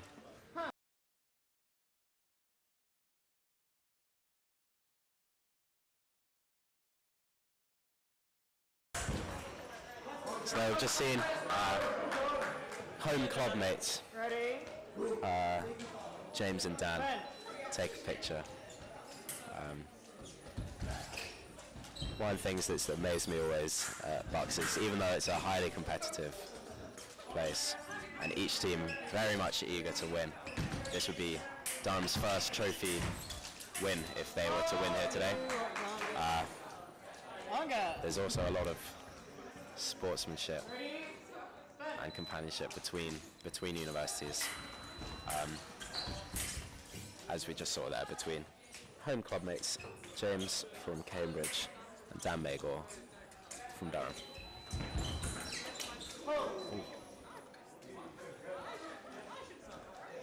So there, it appeared as though at least Dan might have hit, but sadly for him, he turned around before any light came up. And so, for safety, that's a yellow card because he turned the back of his head. Yellow cards in fencing are seen as warning cards, so no severe penalty really is given. The only penalty is that you are one step closer to being red carded. So 2 yellow cards results in a red card. A red card results in a point for the opposition.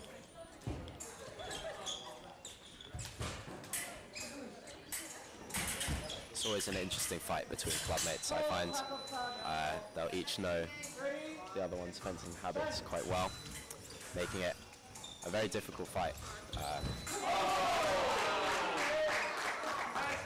So you never know quite how someone will adapt when the opponent knows their game plan.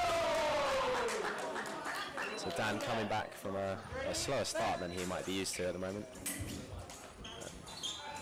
2-2 in this 7th bout of 9.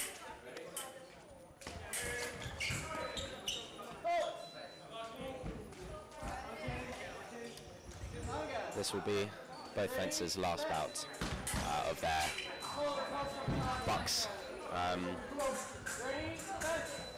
final in Nottingham today, and will be therefore the end of their BUCS campaign for both fencers here, unless we see a return in the other weapons, but I don't think, certainly not for Dan from Durham, but perhaps maybe from Cambridge, I'm not sure. So it's possible that a foilist fences in sabre or epee or any other weapons can put their fences in.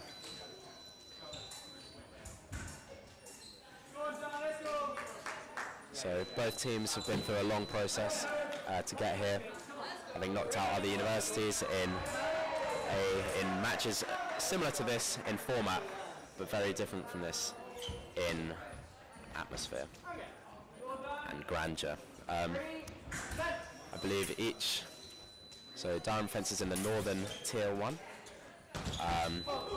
whilst Cambridge, I don't know whether they fence in the southern or whether there's a Midlands tier, and they will each fence a series of other university teams twice in kind of a group stage before we then have the trophy, in which we have a series of knockout fights. So if a university loses a match like this, they will be knocked out of the trophy campaign. So both teams here today are undefeated in their trophy campaigns, or at least for their knockout matches. Again, I know a little bit more about Durham's campaign and how it's gone so far. So far, Durham have won all of their matches this season, having reached high scores, and opponents having reached a maximum of only 60 points so far this season.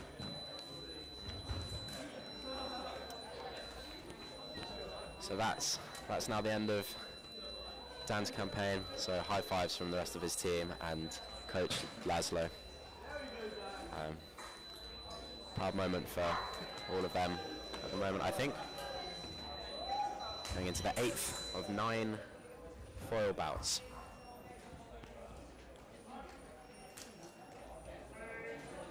This bout will end either when one of the teams reaches 40 hits or when the time runs out after 3 minutes of actual fencing. It's fairly uncommon for the time to run out in foil. It's quite a high-paced weapon. But it does happen, and it can be used to a team's significant advantage if they're able to play for time, slow down the fight, so that their opponents can't run away with lots and lots of hits. So that may be a strategy used by either Cambridge or Durham at this point in the match. Although it doesn't look like it. Quick point scored in only 2 seconds of fencing there. Fencing being a very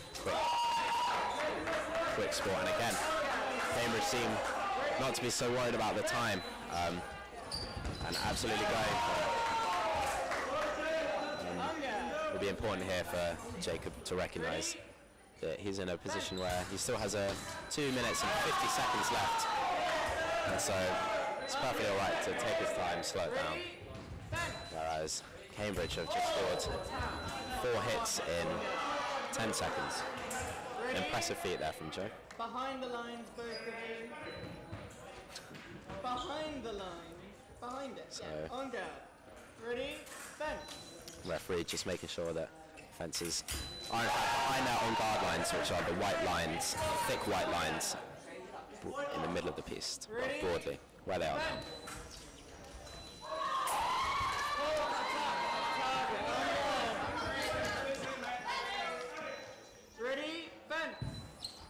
So the fight from Joe going pretty well so far for him. 5.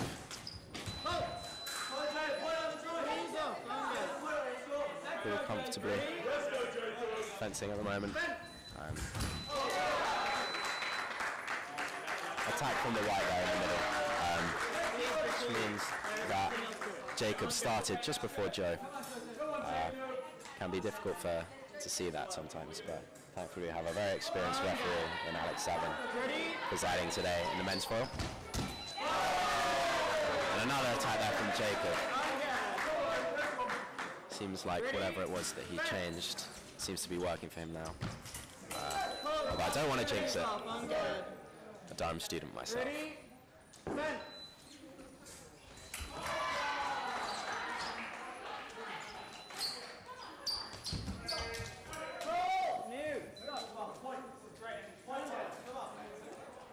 So Jacob's attack just missed there, and he went off the side of the piece. So fencing restarted, and after the restart, Joe was able to hit quickly with a quick step lunge off the lines.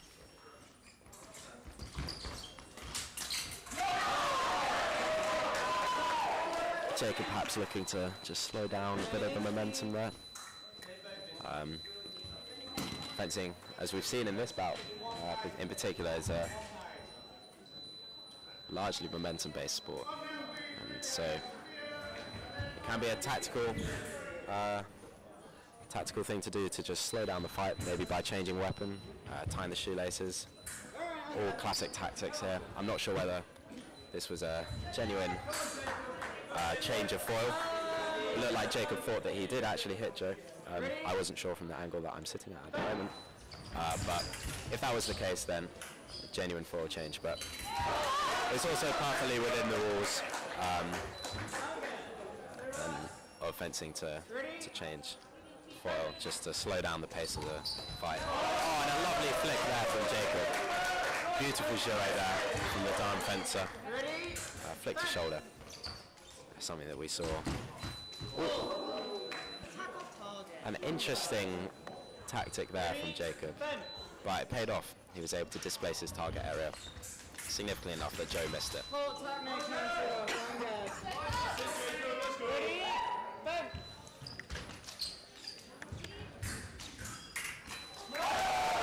go. Parry pass there for Jacob to seal the deal. But some damage done there by Cambridge. As I've said, the fencing here goes up to 135 in total across all 3 weapons. So even if you don't think you can win your weapon, it's important to try and score as many points as possible. because at the end of the day, it's not whether you win 2 out of the 3 weapons or whatever. It's how many points across all 3 that you score. So every point counts. There have been some very, very close results in the past in BUCS finals, separated only by a small handful of points. So here we have Cambridge's and Durham's best fencers in the 9th and final bout of the men's foil trophy final. Ready?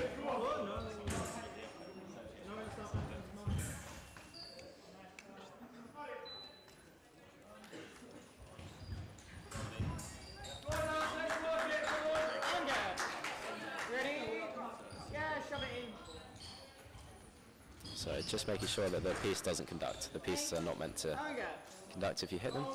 So that's what that wire leading from the box straight into the green piece is there to do, to stop it from conducting.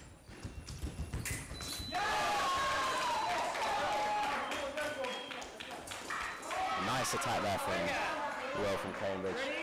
Able to go through Ollie's parry riposte.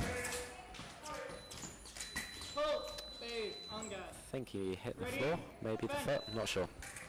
Can be difficult to see.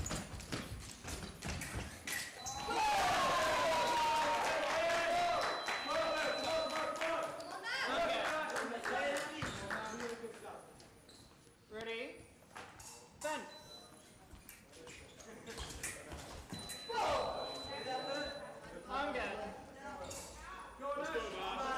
Ready? Then. Hold, toggle target, on go. Ready? Then. Hold up target, on go. Ready? Then.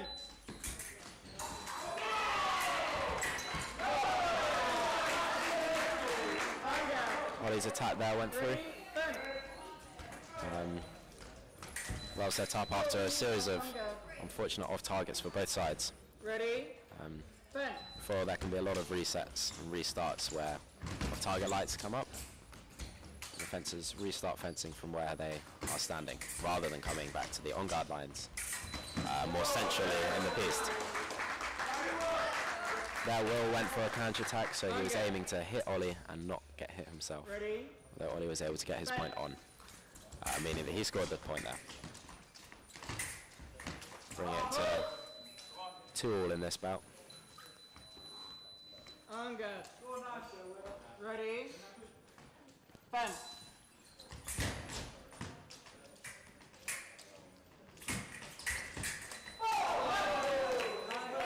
So Will started the attack there, which was parried by Ollie, but Ollie's riposte was then parried by Will. Nice parry riposte there from Will. And again, parry riposte.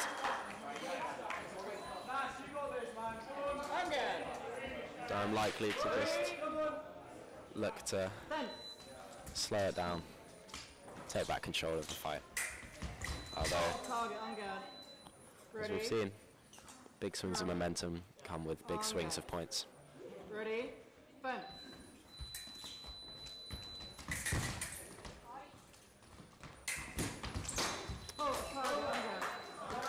Ready? Fun.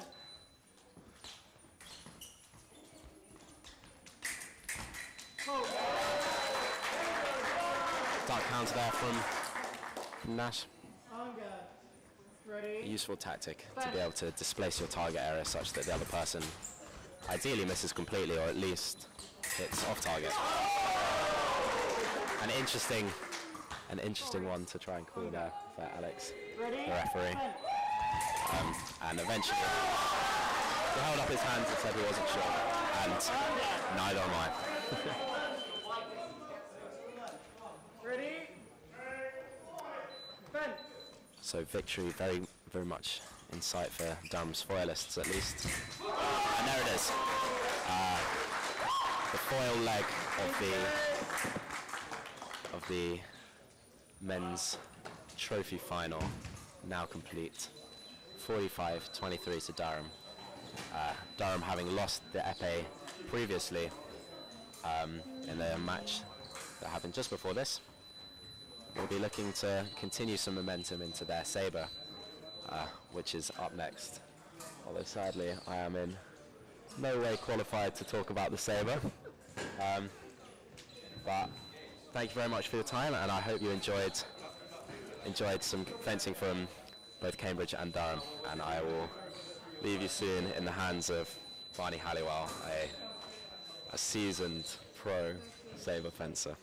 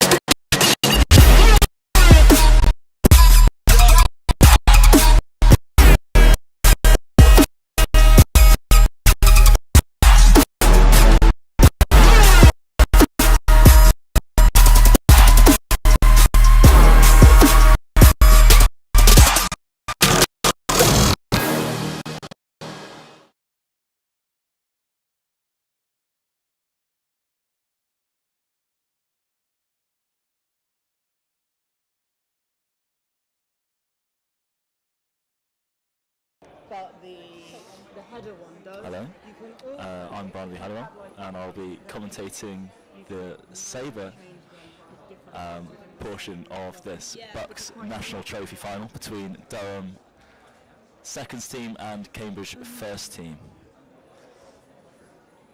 Overall the score at the moment is 83-68 to Durham, which gives them a 15-point lead, and so they require 31 hits from the sabre to win the title.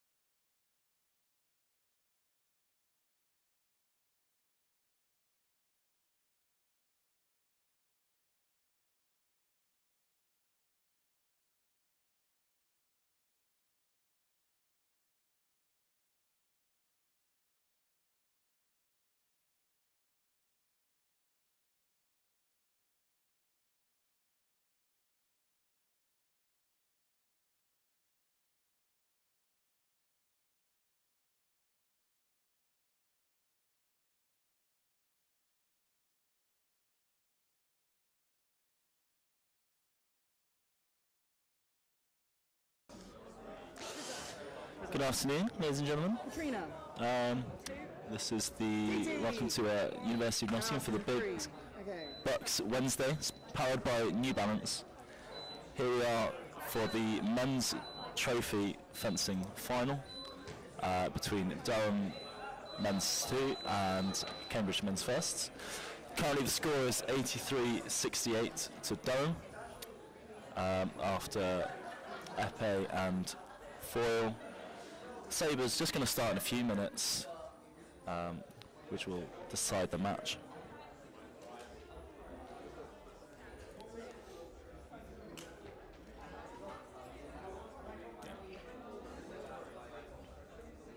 Okay, we're just going to start and see how much of it.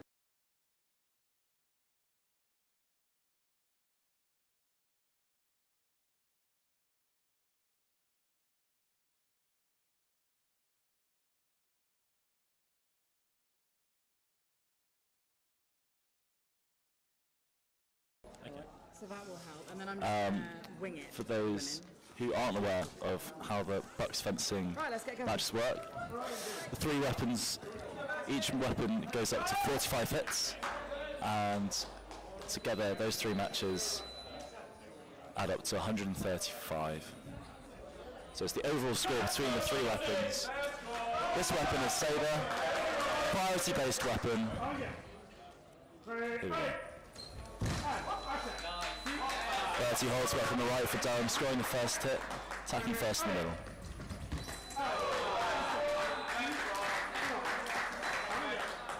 Daniel Twine on the left, stopping in the middle.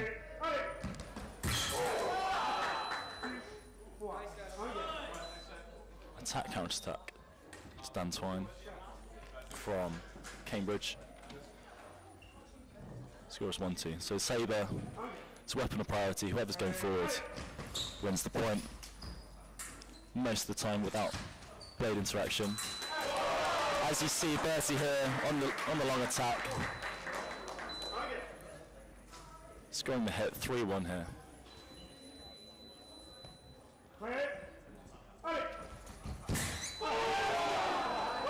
Very nice parry post from Dan Twine.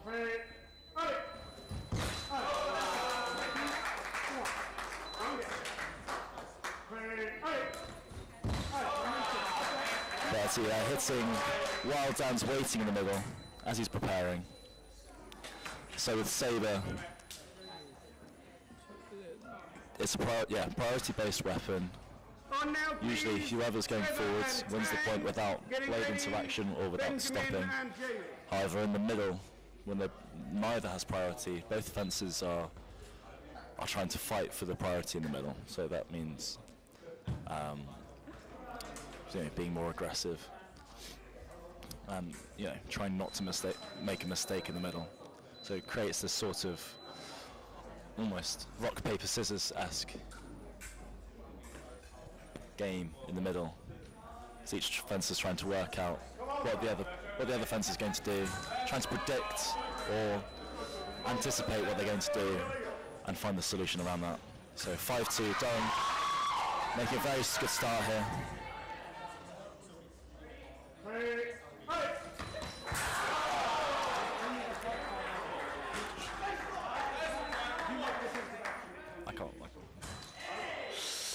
So Trevor Tang on the right makes his attack, but it goes into the guard, the opponent. Very nice hit from Trevor there, taking priority.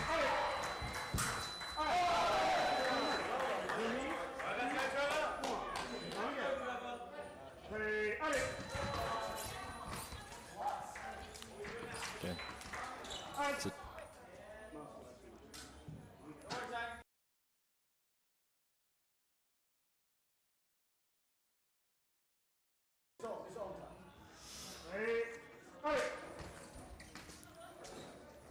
on the long attack. Very nice beat there from Trevor Tang. That's what I mean. That sort of blade interaction gives Trevor the priority so that he wins the hit. A very nice attack there from the Cambridge fencer. In the middle.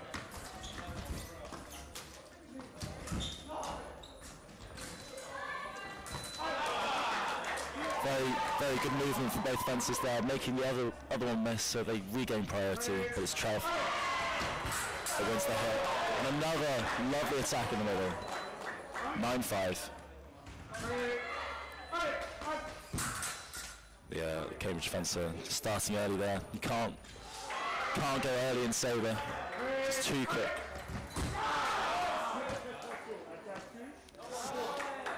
So Trevor on the right makes a little mistake with his hand, which allows the Cambridge fencer just to hit him as he's preparing.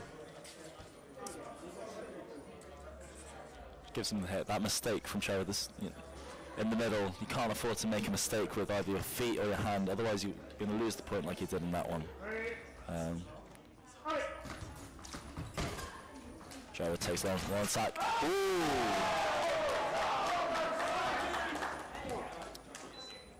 Trevor misses his attack and Cambridge fence gets his priority.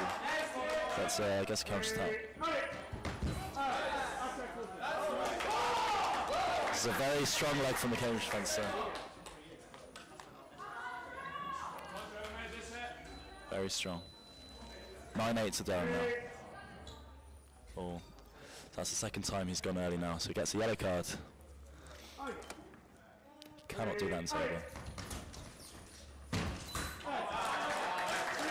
Trevor takes over the attack after both fences stop, takes the priority, and with this attack, hits. Which makes it 10-8 after 2 legs.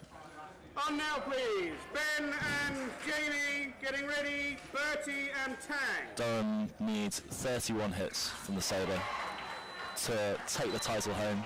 So this is a very strong start for them, getting an early lead. We can see if they can maintain that throughout the match. So the third bout we have Benjamin Lindsay on the right from Durham and Jamie Klein, Austrian fencer for Cambridge. Cambridge won their varsity last week against Oxford, which is a massive win for them. Hopefully they put a very good shift in the sabre. Hopefully they can use that confidence today. Lovely carry. Jamie now on the long attack. Then Lindsay there beating the blade, so gaining priority. A very nice long attack from Lindsay. Keeping the pressure on Cambridge now.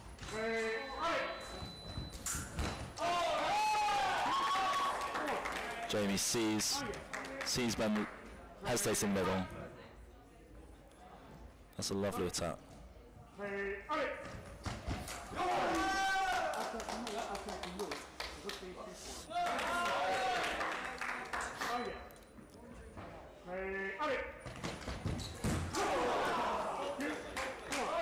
nice attack from Lindsay there, pushing out of the middle, getting on top of his opponent and hitting that attack. Jamie's headwise has come off. We restart him.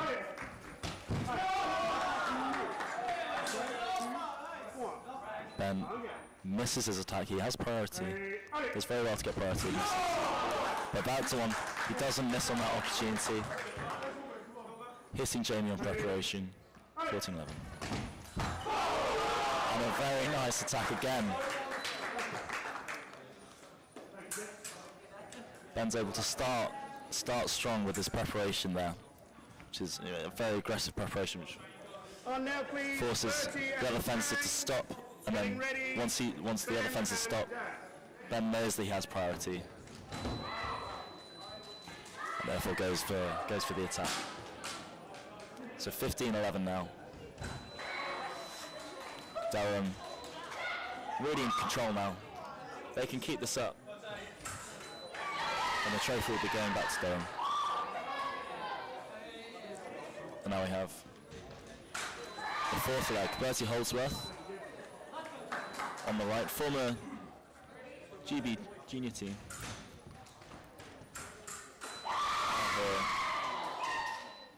For the M2, Durham M2. Here we go. Cambridge fencer just starting early there. And he gets a straight yellow. Okay. Bertie hitting the fencer as he's preparing in the middle. Just as that hesitation, he goes. Which gives him the attack in the middle. Bertie on the long attack. Misses. Can the Cambridge fencer take advantage of that? This is pushing him down. It's a very nice long attack. It's very patient. Bertie puts out the points in line, but he doesn't panic. He hits him. Cambridge fencer's unlucky there. His attack goes into the guard of Bertie. Holdsworth stronger there. It's one light. 17-12. Oh. Bertie stops the match. He thinks that the other fence has gone early, but the referee doesn't agree. Bertie stronger there in the middle. And again, very strong off the line, heaping the pressure onto the Cambridge fencer. The Cambridge fencer's reacting. And again, very, very solid leg there from Holdsworth. Durham really taking command now. On now, please, Ben and Dan. Getting ready, Trevor and Jamie. Benjamin Lindsay coming on for Durham. And Daniel Twine for Cambridge. As we go into the fifth leg. Cambridge really need to pull out a strong leg here if they're going to have a hope of taking this trophy back. They need to find a way to put the pressure on Durham.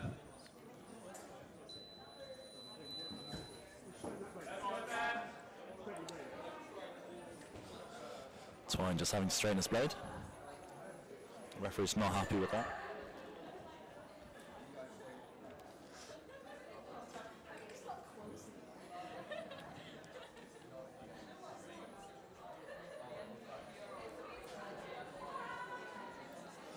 This is a big leg in this match.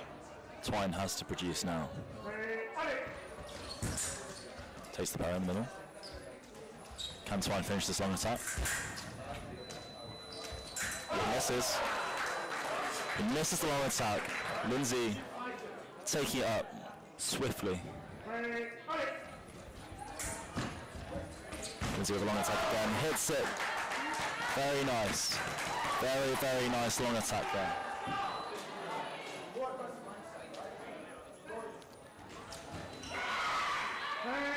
The pressure now on.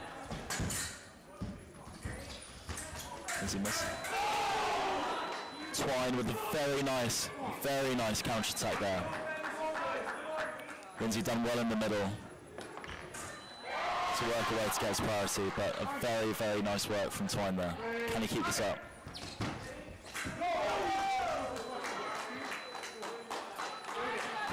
Both the fences stop, but it's Lindsay who takes it up quicker with his feet.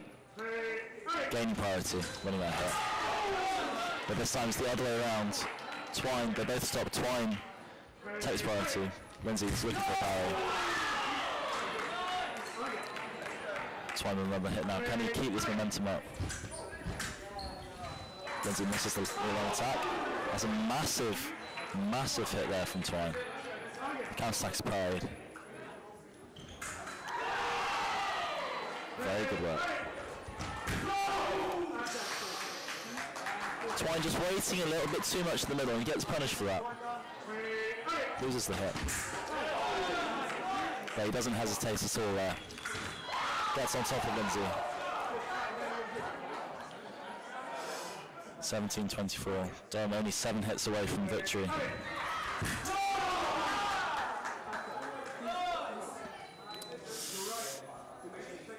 The referee gives that attack counter attack. He thinks that Lindsay's just hesitating with the hand a little bit. Doesn't quite get the timing.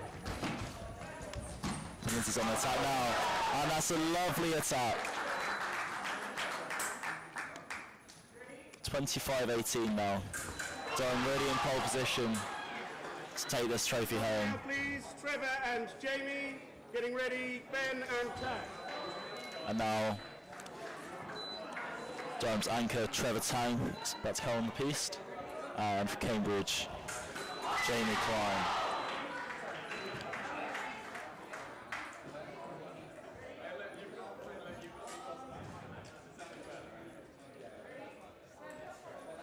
For those just tuning in, it's the final weapon of the men's trophy here at Big BUCS Wednesday between Durham M2 and Cambridge men's firsts. Durham in pole position. They need only 6 hits more to take home the trophy.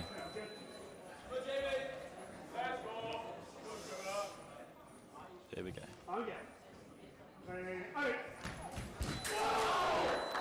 Big attack from Klein there. Trevor looking for the parry, doesn't quite find it.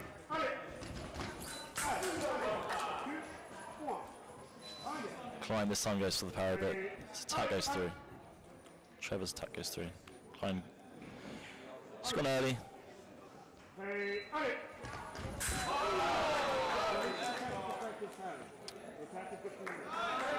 Trevor's, he gets the attack in the middle, but it's parried by the Cambridge fencer. He's made a very good start in this leg. Trevor now with the long attack. The hops. It was a very nice set. He's got very good explosive energy. The hops are slow, but then they can explode into that lunge. And a very nice parry pass from Tang there. 28-20 now.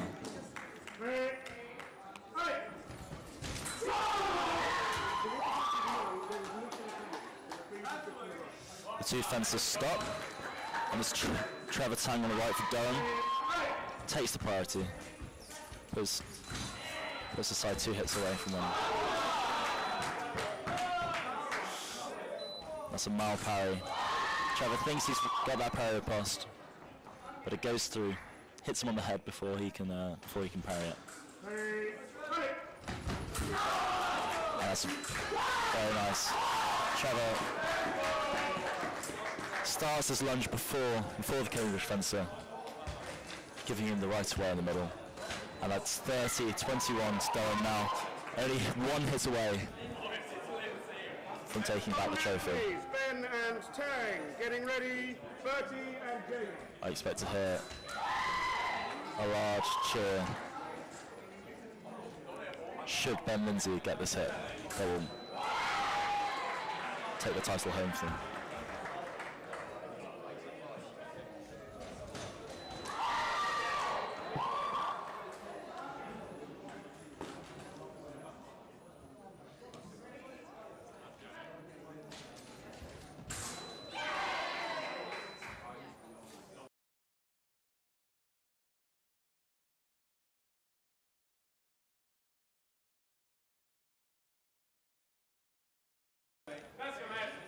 Can Lindsay give Durham the hit they need? Referee calls together.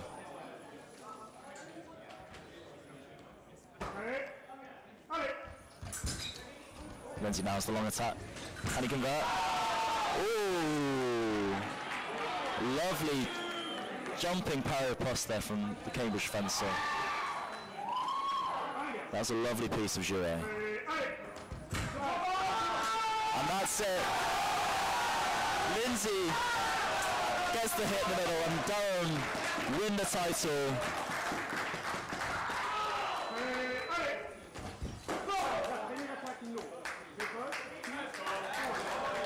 And now Durham can celebrate. All their hard work this season's come down to this.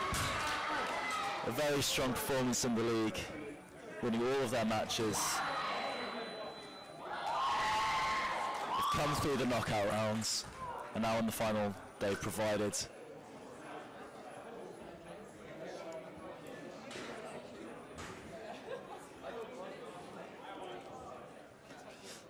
Even despite Durham, having won now, they still have to play out the match, the rest of the match.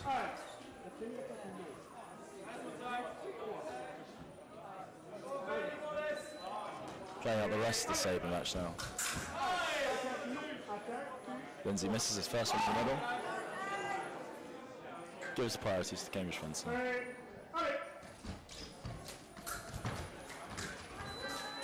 One attack.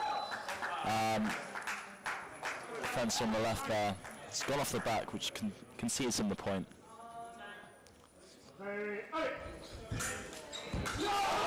That's a lovely hit from Lindsay. He misses his initial attack, but manages to catch the fence on the wrist.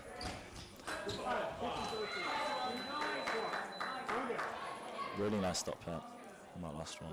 Cambridge fencing takes the reprise up first. Wow. Jumps. A flunge at Lindsay. Gets the hit. And that one, Lindsay closes out the bout on his long attack. Cambridge fencer thinks he's got the parry, but the referee says that it's gone through. He hits before the parry. So Durham now two more bouts left of this Sabre match, but the match is all over really. Durham, now it's impossible for Cambridge to win now. Durham have won the trophy. We stick around for a bit more fencing. Got Holdsworth on the right and Klein on the left for our last bouts of this BUCS season.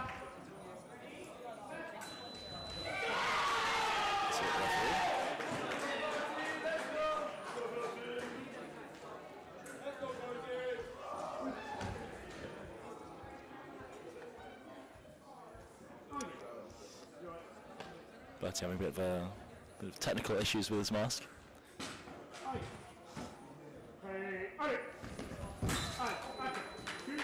Very strong from Bertie in the middle. Starts his attack before the opposition.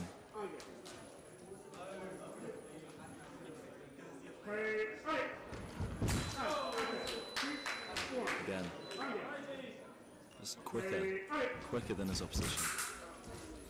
There's the parry pass, misses it. Long attack, no! A lovely flick from the Cambridge fencer. Catches on the wrist while going backwards.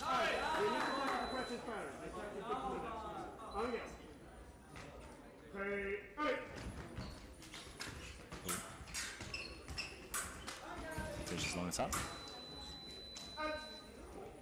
Oh. So Cambridge fencer stops there. He thinks he's got the hit, but it's actually the noise and the light from the women's trophy final in the next piece. Gets the yellow card for turning, stopping the match. 30 now, on the long attack. Taking his time. Very patient.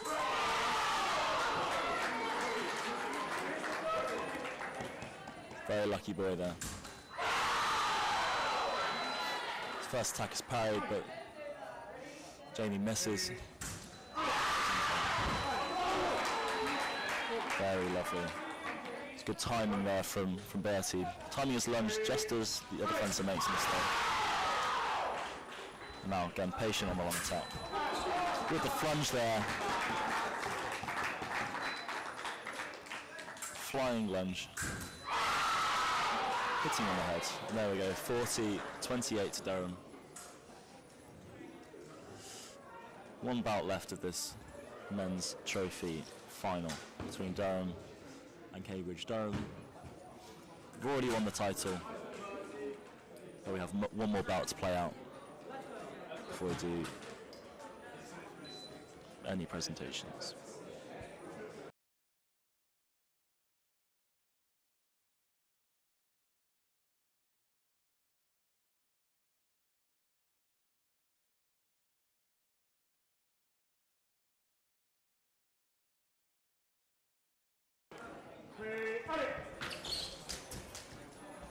Trevor Tang on the long attack here for Durham. He misses. That's Dan Twine. The Cambridge fencer who gets the hit there.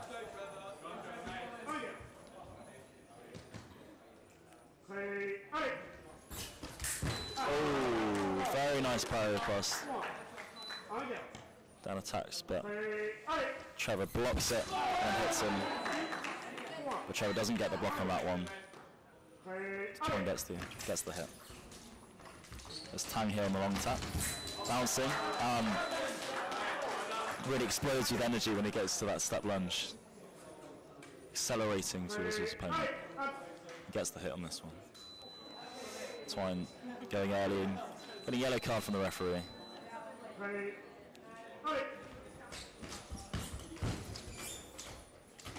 And Twine misses. Ooh, very nice hit. Trevor just makes a mistake with his hand there. Gets caught on the wrist by the Twine. And again, a very nice hit from Twine. Nice parry across. And he's really enjoying this now. It's a shame that this couldn't come earlier in the match. This sort of energy.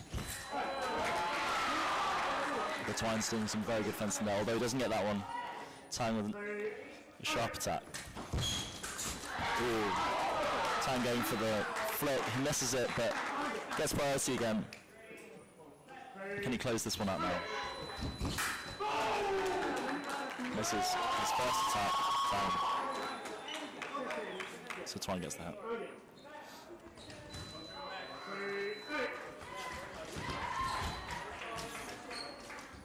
Tang on the long attack. Can he finish this one off now?